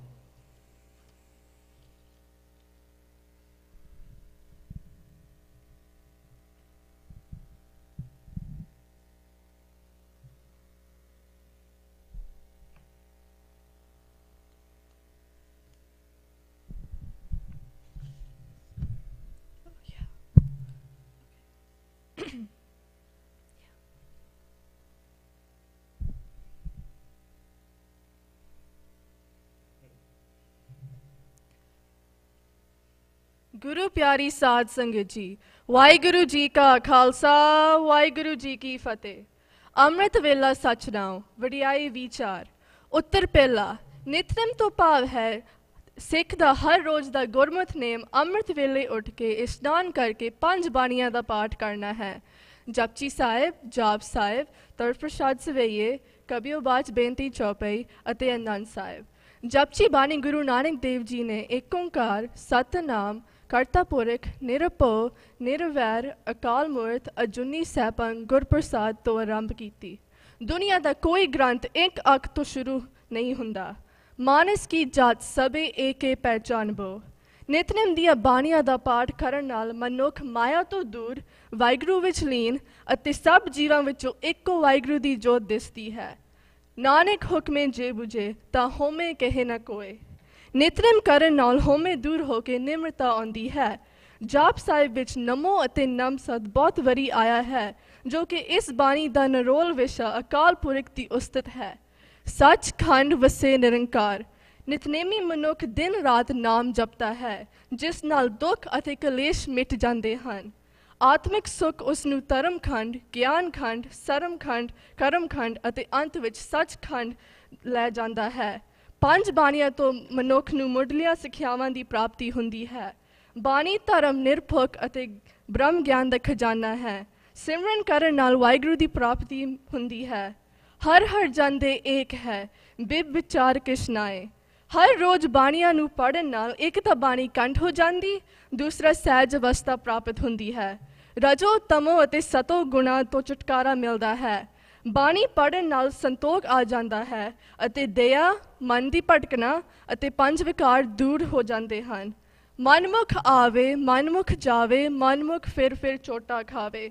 ਸਮੱਸਿਆ: ਵਾਹਿਗੁਰੂ ਉਹਨਾਂ ਦੀ ਸਹਾਇਤਾ ਕਰਦਾ ਹੈ ਜੋ ਆਪਣੀ ਸਹਾਇਤਾ ਆਪ ਕਰਦੇ ਹਨ। ਜੇ ਬਾਣੀ ਪੜ੍ਹਨੀ ਨਹੀਂ ਆਉਂਦੀ ਤਾਂ ਬਾਣੀ ਸੁਣ ਕੇ ਬਹੁਤ ਮਦਦ ਮਿਲਦੀ ਹੈ, ਪਰ ਜੋ ਜੀਵ ਨਾ ਬਾਣੀ ਪੜ੍ਹਦੇ ਅਤੇ ਨਾ ਸੁਣਦੇ ਅਤੇ ਨਾ ਅਮਲ ਕਰਦੇ ਹਨ, ਉਹਨਾਂ ਦੀ ਬਾਣੀ ਕਿਸ ਤਰ੍ਹਾਂ ਮਦਦ ਕਰ ਸਕਦੀ ਹੈ? ਹੱਲ: ਬੱਚਿਆਂ ਨੂੰ ਬਾਣੀ ਨਾਲ ਜੋੜਨ ਲਈ ਗੁਰਦੁਆਰਾ ਸਾਹਿਬ ਜ਼ਰੂਰ ਲੈ ਕੇ ਆਉਣਾ ਚਾਹੀਦਾ ਹੈ, ਤਾਂ ਜੋ ਅਸੀਂ ਬੱਚਿਆਂ ਨੂੰ ਨਸ਼ਿਆਂ ਅਤੇ ਮਾੜੇ ਕੰਮਾਂ ਤੋਂ ਦੂਰ ਰੱਖ ਸਕੀਏ। ਬੱਚੇ ਬਾਣੀ ਪੜ੍ਹ ਕੇ ਗੁਰਸਿੱਖੀ ਨਾਲ ਜੁੜ ਸਕਣ। ਬਾਣੀ ਗੁਰੂ ਗੁਰੂ ਹੈ ਬਾਣੀ, ਵਿੱਚ ਬਾਣੀ ਅੰਮ੍ਰਿਤ ਸਾਰੇ। ਉੱਤਰ ਦੂਜਾ: ਜਪਜੀ ਸਾਹਿਬ ਵਿੱਚ ਗੁਰੂ ਨਾਨਕ ਦੇਵ ਜੀ ਦੀਆਂ ਮੁੱਢਲੀਆਂ ਸਿੱਖਿਆਵਾਂ ਹਨ। ਇਸ ਕਾਰਨ ਗੁਰੂ ਅਰਜਨ ਦੇਵ ਜੀ ਨੇ ਗੁਰੂ ਗ੍ਰੰਥ ਸਾਹਿਬ ਜੀ ਦਾ ਆਰੰਭ ਜਪਜੀ ਸਾਹਿਬ ਤੋਂ ਸ਼ੁਰੂ ਕੀਤਾ। ਹਰ ਮਨੁੱਖ ਦੇ ਮੁੱਢਲੇ ਸਵਾਲਾਂ ਦਾ ਉੱਤਰ ਜੋ ਇੱਕ ਨਿਮਾਣੇ ਸਿੱਖ ਦੇ ਮਨ ਵਿੱਚ ਉੱਭਰ ਰਹੇ ਸਨ, ਜੋ ਮਨੁੱਖ ਨੂੰ ਉਸ ਦੇ ਆਤਮਿਕ ਗੁਣਾਂ ਅਤੇ ਵਾਹਿਗੁਰੂ ਜੀ ਨਾਲ ਮੇਲ ਜੋਲ ਦਾ ਸਿੱਧਾ ਰਸਤਾ ਦੱਸਦਾ ਹੈ। ਇੱਕ ਓਂਕਾਰ ਵਾਹਿਗੁਰੂ ਇੱਕ ਹੈ, ਜੋ ਸਾਰੀ ਸ੍ਰਿਸ਼ਟੀ ਦਾ ਰਚਨਹਾਰ ਹੈ। ਏਕਾ ਮਾਈ ਜੁਗਤ ਵਿਆਈ, 3 ਚੇਲੇ ਪ੍ਰਵਾਨ। ਮਾਇਆ ਕੁਦਰਤ ਤੇ 3 ਚੇਲੇ ਪੈਦਾ ਹੋਏ, ਬ੍ਰਹਮਾ, ਵਿਸ਼ਨੂੰ ਅਤੇ ਸ਼ਿਵ ਜੀ। ਹਿੰਦੂ ਧਰਮ ਅਨੁਸਾਰ ਬ੍ਰਹਮਾ ਨੇ ਦੁਨੀਆ ਰਚੀ, ਵਿਸ਼ਨੂੰ ਨੇ ਪਾਲਣਾ ਕੀਤੀ ਅਤੇ ਸ਼ਿਵ ਜੀ ਨੇ ਨਾਸ਼ ਕੀਤੀ। ਪਰ ਗੁਰੂ ਨਾਨਕ ਦੇਵ ਜੀ ਨੇ ਇਹਨਾਂ ਤਿੰਨਾਂ ਨੂੰ ਅਕਾਲ ਪੁਰਖ ਦੇ ਅਧੀਨ ਦੱਸ ਕੇ ਏਕ ਓਂਕਾਰ ਦਾ ਸੱਚ ਨੂੰ ਸਿੱਧ ਕੀਤਾ। ਪਈ ਪ੍ਰਾਪਤ ਮਾਨੁਖ ਦੇ ਹੁਰੀਆ, ਗੋਬਿੰਦ ਮਿਲਨ ਕੀ ਇਹ ਤੇਰੀ ਬਰੀਆ। ਇਸ ਸ਼ਬਦ ਦੀ ਗੁਰਬਾਣੀ ਮਨੁੱਖ ਨੂੰ ਖਬਰਦਾਰ ਕਰਦੀ ਹੈ। ਹੇ ਮਨੁੱਖ, 84 ਲੱਖ ਜੂਨਾਂ ਦੇ ਵਿੱਚੋਂ ਇਨਸਾਨ ਸਭ ਤੋਂ ਸ੍ਰੇਸ਼ਟ ਹੈ। ਮਨੁੱਖੀ ਜਨਮ ਦਾ ਮਿਸ਼ਨ ਵਾਹਿਗੁਰੂ ਨੂੰ ਪਿਆਰ ਕਰਨਾ ਹੈ। ਜੋ ਮਨੁੱਖ ਉਸ ਸਰਬ ਸ਼ਕਤੀਮਾਨ ਵਾਹਿਗੁਰੂ ਨੂੰ ਹਾਜ਼ਰ ਨਾਜ਼ਰ ਸਮਝ ਕੇ ਧਿਆਉਂਦੇ ਹਨ, ਉਹਨਾਂ ਦੀ 9 ਖੰਡਾਂ, ਸਾਰੇ ਬ੍ਰਹਿਮੰਡਾਂ, ਲੋਕ ਅਤੇ ਪਰਲੋਕ ਵਿੱਚ ਵਾਹਿਗੁਰੂ ਦਾ ਨਾਮ ਨਾਲ ਸੋਭਾ ਮਿਲਦੀ ਹੈ। ਜੀਵਨ ਮੁਕਤ ਸੋ ਆਖੀਏ, ਮਰ ਜੀਵੇ ਮਰਿਆ। ਸੋਹਿਲਾ ਸਾਹਿਬ ਦੁਆਰੇ ਸਿੱਖ ਆਪਣਾ ਜੀਵਨ ਪਰਮਾਤਮਾ ਨੂੰ ਅਰਪਣ ਕਰਕੇ ਸੌਂਦਾ ਹੈ। ਇਹ ਬਾਣੀ ਸੰਗਤ ਵਿੱਚ ਗਾਉਣੀ ਅਤੇ ਕਥਾ ਕਰਨੀ ਚਾਹੀਦੀ ਹੈ। ਵਾਹਿਗੁਰੂ ਦੇ ਗੁਣ ਗਾਉਣ ਨਾਲ ਮਨ ਵਿੱਚ ਸ਼ਾਂਤੀ, ਖੁਸ਼ੀ, ਪਿਆਰ ਅਤੇ ਸ਼ਰਧਾ ਪੈਦਾ ਹੁੰਦੀ ਹੈ। ਗਗਨ ਮੈਂ ਥਾਲ ਰਵ, ਚੰਦ ਦੀਪਕ ਬਣੇ, ਤਾਰਕਾ ਮੰਡਲ ਜਨਕ ਮੋਤੀ। ਕੁਦਰਤੀ ਤਰੀਕੇ ਨਾਲ ਵਾਹਿਗੁਰੂ ਦੀ ਵਡਿਆਈ ਕਰਨੀ ਹੋਵੇ ਤਾਂ ਅਸਮਾਨ ਰੂਪੀ ਥਾਲ ਵਿੱਚ ਵਾਹਿਗੁਰੂ ਜੀ ਨੇ ਸੂਰਜ ਤੇ ਚੰਦ ਦੀਵੇ ਅਤੇ ਤਾਰੇ ਮੋਤੀ ਹਨ। ਮਦਰਾਸ ਕੋਲ ਇੱਕ ਮਲ ਅਗਰ ਪਹਾੜ ਉੱਤੇ ਚੰਦਨ ਹੁੰਦਾ ਹੈ। ਹਵਾ ਚੰਦਨ ਨੂੰ ਛੂਹ ਕੇ ਤੂਫ ਚੌਰ ਕਰਦੀ ਹੈ। ਸਾਰੀ ਹਰਿਆਵਲ ਕੁਦਰਤੀ ਤਰੀਕੇ ਨਾਲ ਆਰਤੀ ਦੇ ਰੂਪ ਵਿੱਚ ਉਸ ਅਕਾਲ ਪੁਰਖ ਦੀ ਸਿਫਤ ਸਲਾਹ ਕਰ ਰਹੀ ਹੈ। ਸਾਡਾ ਫਰਜ਼ ਹੈ ਕਿ ਕੁਦਰਤ ਦੀਆਂ ਅਨਮੋਲ ਵਸਤਾਂ ਦੀ ਸੰਭਾਲ ਕਰਕੇ ਵਾਹਿਗੁਰੂ ਦੀ ਉਸਤਤ ਵਿੱਚ ਹਿੱਸਾ ਪਾਈਏ। ਇਸ ਦੇਹੀ ਅੰਦਰ 5 ਚੋਰ ਵਸੇ, ਕਾਮ, ਕ੍ਰੋਧ, ਲੋਭ, ਮੋਹ, ਹੰਕਾਰਾ। ਰੁਕਾਵਟਾਂ: ਇਸ ਕਾਇਆ ਰੂਪੀ ਨਗਰ ਵਿੱਚ 5 ਚੋਰ ਵਸਦੇ ਹਨ, ਪਰ ਅਸੀਂ ਮਨਮੁਖ ਨਹੀਂ ਸਮਝ ਸਕਦੇ। ਇਹਨਾਂ ਨੂੰ ਦੂਰ ਕਰਨ ਲਈ ਸਿਮਰਨ ਦੀ ਬਹੁਤ ਲੋੜ ਹੈ। ਇਹਨਾਂ ਦਾ ਖੰਡਨ ਕਰਨ ਲਈ ਖੰਡੇ ਬਾਟੇ ਦਾ ਅੰਮ੍ਰਿਤ ਬਹੁਤ ਜ਼ਰੂਰੀ ਹੈ। ਵਿਆਹ ਹੋਆ ਮੇਰੇ ਬਾਬੂਲਾ, ਗੁਰਮੁਖੇ ਹਰ ਪਾਇਆ, ਅਗਿਆਨ ਅੰਧੇਰਾ ਕੱਟਿਆ, ਗੁਰਗਿਆਨ ਪ੍ਰਚੰਡ ਬੁਲਾਇਆ। ਉੱਤਰ ਤੀਜਾ: ਸੋਹਿਲਾ ਇੱਕ ਸੁਹਾਗ ਦਾ ਗੀਤ ਹੈ। ਜੀਵ ਆਤਮਾ ਕੁੜੀ ਦੇ 2 ਲੋਕ ਹਨ, ਮਾਤਲੋਕ ਅਤੇ ਪਰਲੋਕ। ਮਨੁੱਖ ਜਦੋਂ ਜਨਮ ਲੈਂਦਾ ਹੈ ਤਾਂ ਉਸ ਦੀ ਮੌਤ ਦਾ ਸਾਹਾ ਦਿਨ ਸਮਾਂ ਨਿਯਤ ਹੋ ਜਾਂਦਾ ਹੈ। ਮਰਨ ਲਿਖਾਏ ਮੰਡਲ ਮੈਂ ਆਏ। ਕੁੜੀ ਦੇ ਵਿਆਹ ਦੀ ਮਿਸਾਲ ਦੇ ਕੇ ਸਮਝਾਇਆ ਹੈ ਕਿ ਜਿਵੇਂ ਕੁੜੀ ਦੇ ਵਿਆਹ ਤੋਂ ਪਹਿਲਾਂ ਸਿਰ ਵਿੱਚ ਤੇਲ ਪਾ ਕੇ ਇਸ਼ਨਾਨ ਕਰਵਾ ਕੇ ਅਸੀਸ ਦੇ ਰੂਪ ਵਿੱਚ ਸੁਹਾਗ ਗਾਏ ਜਾਂਦੇ ਹਨ, ਇਸ ਤਰ੍ਹਾਂ ਹੀ ਜਦੋਂ ਇਨਸਾਨ ਦੀ ਮੌਤ ਹੋ ਜਾਂਦੀ ਹੈ, ਉਸ ਨੂੰ ਦਹੀਂ ਤੇਲ ਨਾਲ ਇਸ਼ਨਾਨ ਕਰਵਾਉਂਦੇ ਹਨ, ਕਿਉਂਕਿ ਉਸ ਨੇ ਵੀ ਪਰਲੋਕ ਸਹੁਰੇ ਘਰ ਪਤੀ ਪਰਮੇਸ਼ਵਰ ਨੂੰ ਮਿਲਣਾ ਹੁੰਦਾ ਹੈ। ਵਿਰਾਗ ਦੇ ਨਾਲ ਅਰਦਾਸ ਵੀ ਕਰਦੇ ਹਾਂ ਕਿ ਇਸ ਨੂੰ ਆਪਣੇ ਚਰਨਾਂ ਵਿੱਚ ਨਿਵਾਸ ਦੇਣਾ। ਪਰਲੋਕ ਵਿੱਚੋਂ ਮੌਤ ਦੀ ਸਾਹਾ ਦੀ ਚਿੱਠੀ ਹਰੇਕ ਘਰ ਵਿੱਚ ਆ ਰਹੀ ਹੈ। ਹੇ ਸਤਸੰਗੀਓ, ਉਸ ਸੱਦਾ ਭੇਜਣ ਵਾਲੇ ਵਾਹਿਗੁਰੂ ਪਤੀ ਨੂੰ ਯਾਦ ਰੱਖਣਾ ਚਾਹੀਦਾ ਹੈ, ਕਿਉਂਕਿ ਸਾਨੂੰ ਸਾਰਿਆਂ ਨੂੰ ਉਸ ਨਿਰਭਉ ਨਿਰਵੈਰ ਵਾਹਿਗੁਰੂ ਦੀ ਸਿਫਤ ਸਲਾਹ ਦੇ ਗੀਤ ਗਾ ਕੇ ਸਦਾ ਦਾ ਸੁਖ ਪ੍ਰਾਪਤ ਕਰਨਾ ਚਾਹੀਦਾ ਹੈ। ਤੁਧ ਆਗੇ ਅਰਦਾਸ ਹਮਾਰੀ, ਜਿਉ ਪਿੰਡ ਸਭ ਤੇਰਾ। ਅਰਦਾਸ ਬੇਨਤੀ ਵਿੱਚ ਇਹ ਬੁਨਿਆਦੀ ਸਿਫਤ ਹੈ ਕਿ ਹਉਮੈ ਹੰਕਾਰ ਨੂੰ ਛੱਡ ਕੇ ਨਿਮਰਤਾ ਦੇ ਗੁਣਾਂ ਕਾਰਨ ਮਨੁੱਖ ਹਮੇਸ਼ਾ ਤਣਾਅ ਰਹਿਤ ਰਹਿੰਦਾ ਹੈ, ਜੋ ਕਿ ਇਨਸਾਨ ਨੂੰ ਲੋਕ ਸੁਖੀਆ ਪਰਲੋਕ ਸੁਹੇਲੇ ਬਣਾ ਦਿੰਦੀ ਹੈ। ਸਰਬ ਧਰਮ ਮੈਂ ਸ੍ਰਿਸ਼ਟ ਧਰਮ, ਹਰ ਕੋ ਨਾਮ ਜਪ ਨਿਰਮਲ ਕਰਮ। ਵਾਹਿਗੁਰੂ ਜੀ ਕਾ ਖਾਲਸਾ, ਵਾਹਿਗੁਰੂ ਜੀ ਕੀ ਫਤਿਹ।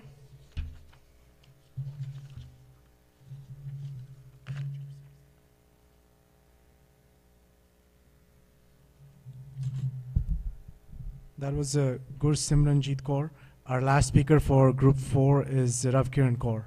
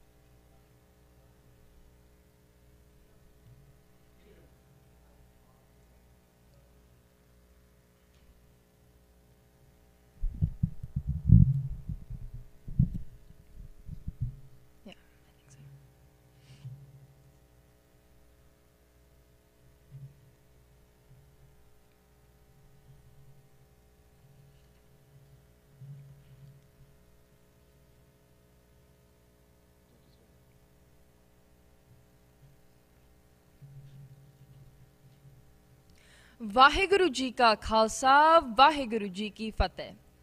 As a Sikh, I try my best to stay involved with my community. I've gone to Gurmat camps all my life. I try my best to attend Gurdwara every week, and I've participated in the Sikh Youth Symposium for 8 years. During all of these events and occasions, I meet unique Sikhs, people that view religion in a different way. Specifically, those who follow the Sikh Rehet Maryada to the T fascinate me. I've always wondered why they wear the Panchkakars, take Amrit early on, and keep their hair. I usually get the response, because our Guru said so. Although that is a very valid response, I never exactly understood why we have all these rules in Sikhism. Isn't religion supposed to pave a different path for everyone? So why do we have to follow these ancient written rules? Specifically, why should we recite Nitnem on a daily basis? By reading Nitnem, we are able to connect with our gurus and take down any obstacles that come in our way, like the 5 vices: Kam, Krodh, Lobh, Moh, and Ahankar. Nitnem steers one away from Maya and relaxes one's mind during times of adversity. It helps us contemplate on the Guru's divine word and gives us strength and inspiration for the day. The morning Banis energize us and motivate us to carry out our duties, and the evening Banis relax our minds when the day is coming to an end. Bani helps us stay humble and grounded in a world where everyone is engrossed in Maya. Personally, I recite the full Nitnem only occasionally. I grew up doing Reheras and Kirtan Sohela with my family in our prayer room at home, and now I listen to Japji Sahib every day before I go to school, so I can at least get a part of Nitnem in my daily routine. When I listen to Japji Sahib in the morning, I'm not worrying about the 5 tests I have to take that day. I am free from tension and anxiety, and I enjoy listening to the beautiful musical Bani. However, before I read this book, I never really thought about the meaning because I blindly listened and recited the Bani without really understanding and following what the Guru was trying to say. In that aspect, I didn't really comprehend the Bani, yet it still invoked positive feelings. However, I can benefit more from Nitnem. I want to be a better Sikh and not just indulge in following rituals. so I feel inspired to learn and understand what the Guru is saying. To fix this problem, I will read a few lines or banis of Bodhi Bodhis of Bani so I can understand a little bit at a time, because grasping the meaning of a whole Bani at once can be overwhelming. Pai Parapat Manik Dohuriya, Gobind Milan ki ehotari bariya, Avar Kaj tere kite nakam, mil sad sangat pach keval naam. Whether you read Japji Sahib, Rehras, or Kirtan Sohela, the aim of human life is to merge with Vaheguru by getting rid of our ego and protecting ourselves from the 5 vices. In all 3 banis, overcoming and giving up our ego is described as the first step towards purifying ourselves, because it is the root of all problems and vices. When ego creates a barrier, one cannot realize the relationship with God and fulfill their purpose. One must submit themselves to God and completely remove all evil thoughts. Hukme andar sabko, bahar hukm na koe, nanak hukme je buje, ta home keh na koe. Those who believe and accept God's will do not speak in ego. Maya inhibits man's true ability to reach salvation. One becomes arrogant and does not appreciate what is given to them. To counter the 5 vices, one can protect themselves with the 5 virtues: Taramkhand, duty; Gyankhand, divine knowledge; Saramkhand, endeavor; Karamkhand, grace; and Sachkhand, truth.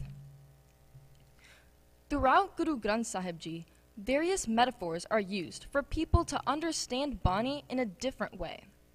While interpreting these comparisons, it is crucial to take into account that they were written so people centuries ago could understand them. Particularly, the relationship between the bride and the groom is frequently used. In short, we are all the brides, and Vaheguru is the groom. We hope to live happily and be with our groom forever. In Kirtan Sohela, the end of human life is portrayed as traveling to one's in-laws' house after the wedding. As the bride moves to her groom's house, she is abandoning her old life and starting a new one. In this context, death is seen as a positive event, because she is hoping to be one with God, which was her life's purpose. Just like how rituals and ceremonies are done at weddings, the bride hopes to merge with the Almighty, and she calls her friends and relatives to give her blessings. Sambat saha likhya milkar pavo tel, deho sajan assisariya jio hove sahib syo mein. When I first read the meaning of Kirtan Sohela, I was in awe. I didn't understand why we would read a Bani cautioning about death right before we sleep. In reality, death is inevitable. We are all mortals, and one day we will pass away. Kirtan Sohela glorifies eternal death, merging with the Almighty. To prepare for this event, we should partake in good deeds like seva and follow the Guru's word.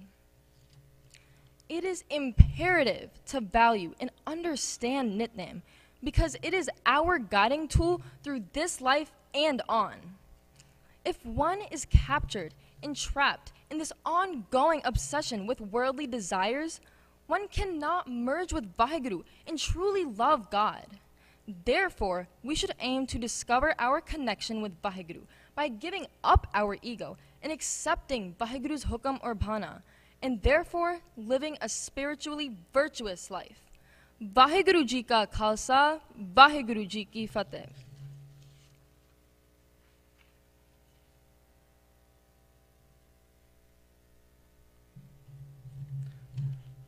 That was our last speaker for Group 4.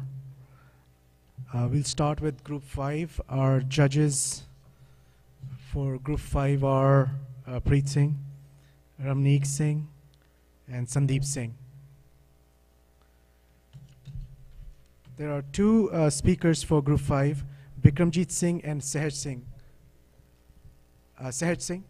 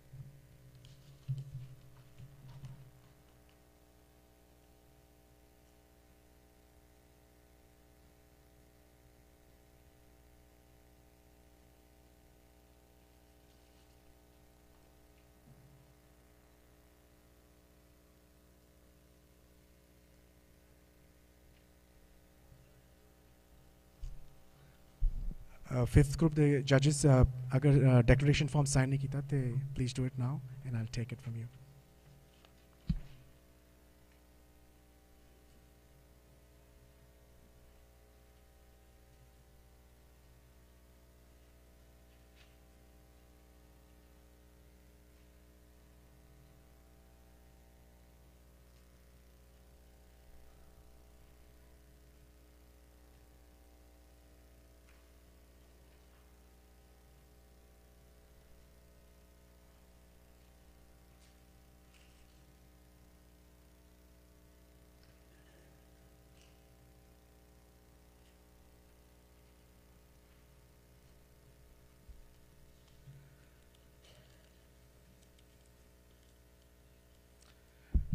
Our first speaker for Group 5 is Bikramjeet Singh.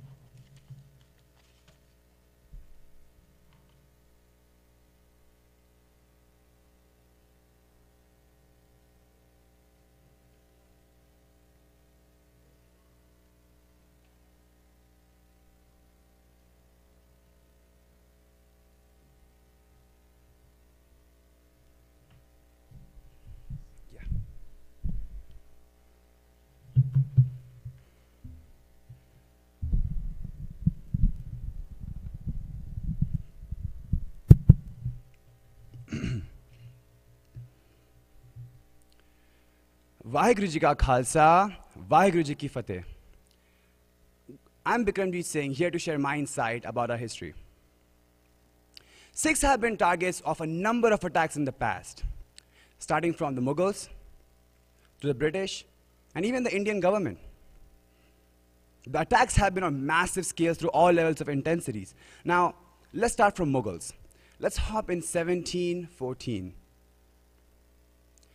The great Baba Banda Singh Bahadur is the leader of Sikh Empire. He's on a mission to clear out the entire Punjab out of the cruel Mughal rulers, to free the pain of all the non-Muslim for decades. While he clears out most of Punjab out of Mughals, he loses over 1,000 Sikh soldiers who are beheaded in front of him. Moving on to the second attack. 50 years later, an Afghan invader called Ahmad Shah Abdali attacks the Sikh Empire, and this event goes down in history as the Vadda Gallukara, where over 35,000 Sikhs, innocent Sikhs, die within a snap, a short span of time.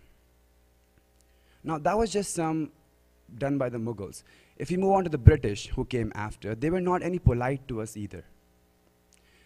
The first, from 1845 to 1849, happened the Anglo-Sikh Wars by the British. And in these wars, after the death of Maharaja Ranjit Singh, in 4 battles, Battle of Aliwal, Battle of Mutki, Battle of Firozpur, and Battle of Gujarat, we lost thousands and thousands of soldiers within that time.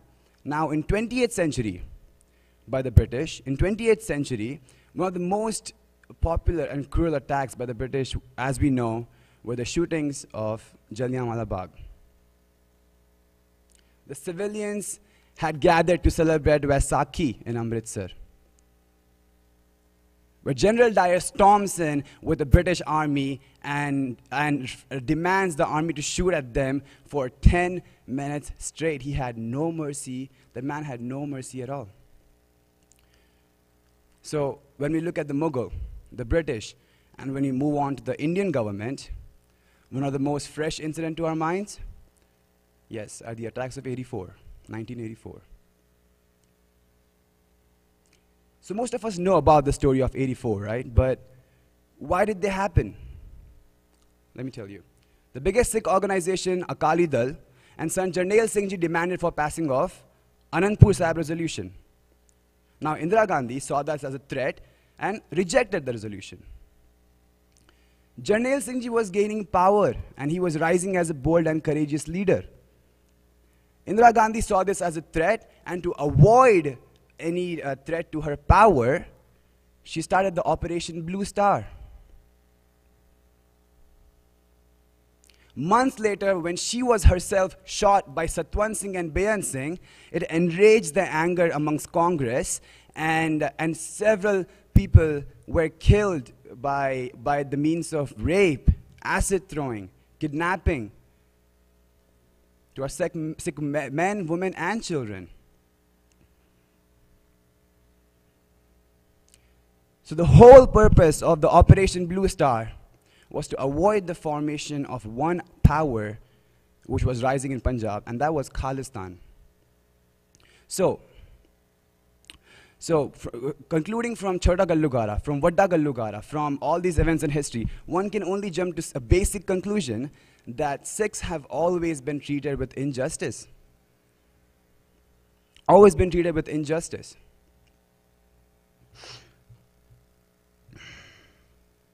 Today, after 35 years, the question arises, where do we stand with regards to the formation of Khalistan? Where do we stand? Well, all over the world, Sikhs are divided about this subject.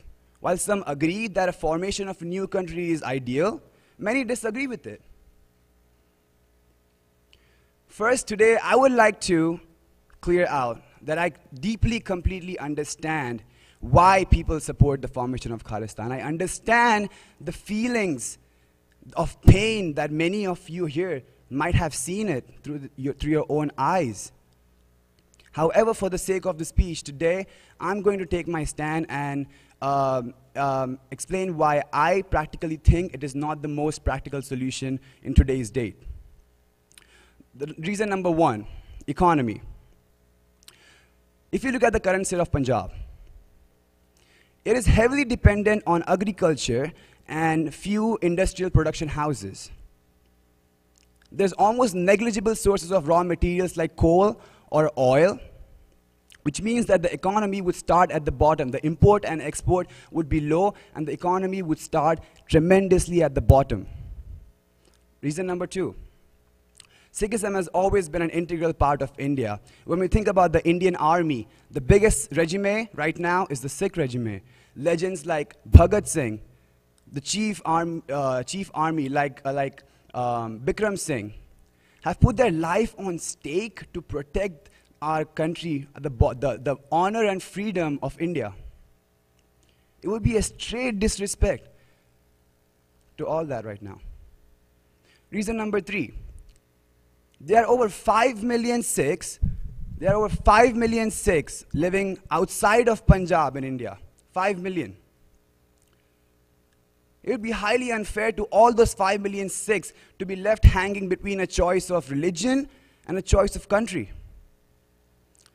So, while I understand where everyone who is supporting Khalistan is coming from, I personally believe that the solution for this in today's world is inclusion, not division. Guru Nanak Dev Ji, it's our responsibility as Sikhs to practice what Guru Nanak Dev Ji always preached, and that was the message of universal love. Accepting everyone and universal love. I request all of you guys to let's stand up together and work towards breaking the barriers, breaking the borders between country and not creating more. Thank you. Vaheguru Ji Ka Khalsa, Vaheguru Ji Ki Fateh.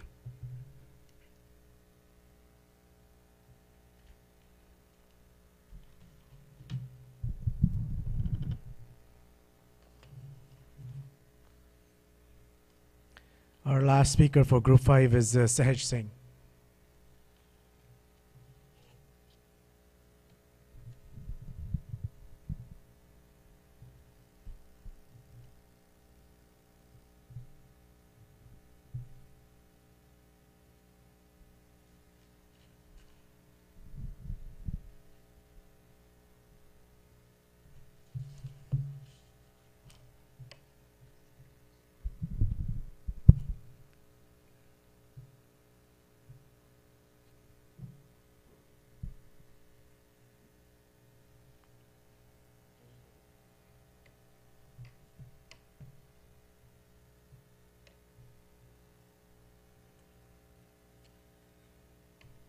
Vaheguru Ji Ka Khalsa, Vaheguru Ji Ki Fateh. It is the burden of every single Sikh, whether in India or in the vast diaspora, to take stock in their past in order to understand the actions in their present. And when they look at their present, to build a better future, not just for themselves, but for everyone. Today we're discussing 1984, an issue that is deeply personal to many of us, with emotional and familial connections to the atrocities that happened 35 years ago. So let's look at this situation objectively and emotionally and understand exactly why atrocities like that happen and how in the long term we can prevent those issues in the future. Let's start with the first question, which analyzes the reasons why historically we face so many atrocities. Honestly, it's almost ironic. It's paradoxical how a religion so dedicated to the ideas of peace for everyone continues to face issues time and time again. But if you look a little deeper into Sikh philosophy, it becomes very apparent why. It's really about what we're willing to do to defend our own philosophy and what those in power are willing to do to defend their own power. Our perception of ourselves is that of role models. We serve as individuals who attempt to break down barriers in the international community, inspire those around us to take actions like us to work towards peace. But often, our perceptions in the eyes of those in power are dissidents, radicals with the audacity to believe in peace. And as a direct result of that dissidence, we're treated as pariahs time and time again in society. The question itself talks about the three different governmental structures Sikhs have suffered under: the Mughals, the British, and India. These three structures represent authoritarianism, imperialism, and democracy. Yet in all three of these various kinds of governmental structures, Sikhs continue to face atrocities. Why? Under the Mughals, clearly they were an authoritarian state that was rooted in the idea of a unified religion. Everybody who was Muslim believed their agenda, and everybody who wasn't was too scared of the Mughals in order to act anything about it. Because of the Sikhs' independence in religious thought and ideas, we stood as dissidents, and thus we were aggressed. But then you move to the British, who themselves believed in their own ethnic superiority. And as a direct result of their imperialistic sentiments, the Sikhs once again stood as dissidents, because we believe in an egalitarian system where everybody is meritocratically able to achieve the goals that they work towards. As a result, we didn't compute with the systems that the British themselves were putting in place. And once again, we were aggressed. And finally, we moved to the Indian government, a democracy that slowly became nationally populistic, as Indira Gandhi's congressional party attempted to increase and consolidate its own power by creating an enemy for everybody to face: Sikhs. Essentially using ethno-religious conflicts as a way of consolidating her own power, once again Sikhs were treated as the pariah, and as a result, we faced aggression. Clearly, our independence in philosophy time and time again causes others to fear power. Guru Nanak Dev Ji himself said, "Worthless is caste and worthless an exalted name, for all mankind there is but a single refuge." That clearly worries those who have the caste and have that exalted name. Even though Sikhi works towards the ideas of peace, that audacity to believe in peace can sometimes breed conflicts. And that leads to the next question that's asked right here. It discusses what the Chota and Vada Kalukara inform about us about 1984 and various conflicts that we've faced historically. If you look in 1746 in the Chota Kalukara, Zakaria Khan Bahadur of Lahore waged systematic conflict against the Sikhs. But just like every other instance in which we were backed against the wall, we were able to successfully fight back. The unique instance that an issue with this situation was that those who weren't Sikhs were inspired into the ideas of fear by the Mughal Empire. Specifically, the Hindu hill kings were unwilling to provide resources and refuge to Sikhs because of the statement that anybody who provided help to Sikhs would be treated and punished like a Sikh as well. So ultimately, we were faced with 7,000 dead because of the fear inspired amongst others. But then you go to the Vada Kalukara, where Ahmad Shah Abdali moved away from his fight against the Marathas, and on his way back into Afghanistan was plagued by Sikh forces that tried to stop their tyrannical atrocities. But because of our own actions of self-defense, Ahmad Shah Abdali was able to rally not just the various empires that he controlled, but also local kingdoms against Sikhs, because our ideas of self-defense were perverted and perceived in their eyes as open ideas of aggression. So what do we learn from those two cases that informs 1984? Yes, Sikhs are resilient and we're able to fight, but often the reason for our failure is because of others' perception of us. We stand for peace and egalitarianism, but sometimes when we're unable to control our perception and others begin to fear and grow hatred towards us, we see failure. And in 1984, that exact thing happened. Because we embrace the idea of radical dissidence, often the ideas of radical dissidence came to characterize us. Instead of others believing in our own ideas of peace and our philosophy of egalitarianism, Indira Gandhi and the ruling Congress Party, along with Operation Blue Star, was able to pervert our perception to that of the aggressor. And that's where we go into the third question today, which talks about Khalistan and where do Sikhs stand globally. And that's why I'm so against Khalistan. And I understand that that philosophy is easy to get to if you've seen atrocities, seen so many atrocities in India and the Sikh history. But if you really look at Sikh philosophy, you cannot stand for a world of isolationism. Egalitarianism is about believing in everyone else, believing in peace for everyone. And if you isolate yourself, it's impossible to serve as a role model for the people around you. As a result, this question itself, I don't believe frames where Sikhs should be in the future. In the next 4 months of my life, a lot of things are going to change. I'm leaving high school and going to college, and as a result, I'm looking at my long-term future. But because of that long-term future, I'm looking at Sikhs' long-term futures as well, and I want us all to look at that idea. Essentially, Sikhi right now is in the state of flux. We look at our past, we look at our present, and we look at our future, and things aren't computing. Right now, Punjab faces massive drug crises. It has one of the lowest voter turnout rates in all of India. Yet historically, we were incredibly politically active and an incredibly strong group of people. It's important that we take stock in our past in order to inform our present so we can build towards a better future. Philosophically, Sikhi believes in unity, but it also believes in respecting various ideas.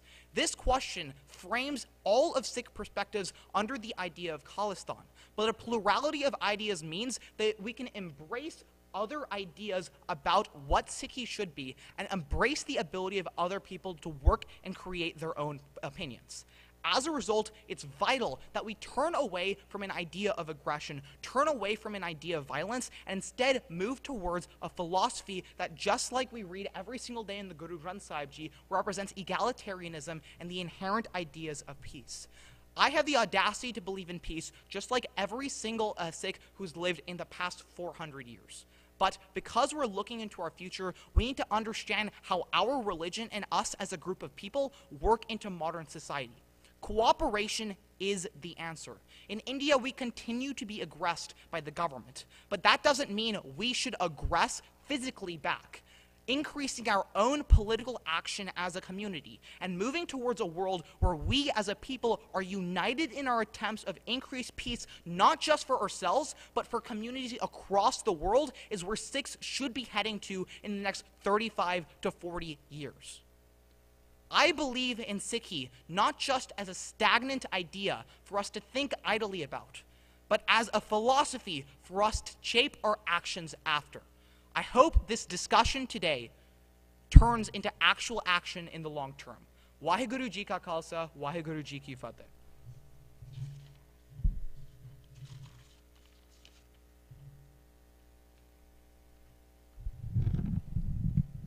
That was our last speaker for today. We'll take a short break while the judges compile their... Okay. Let's do a loud Jaikara for all the speakers today. Bole So Nihal.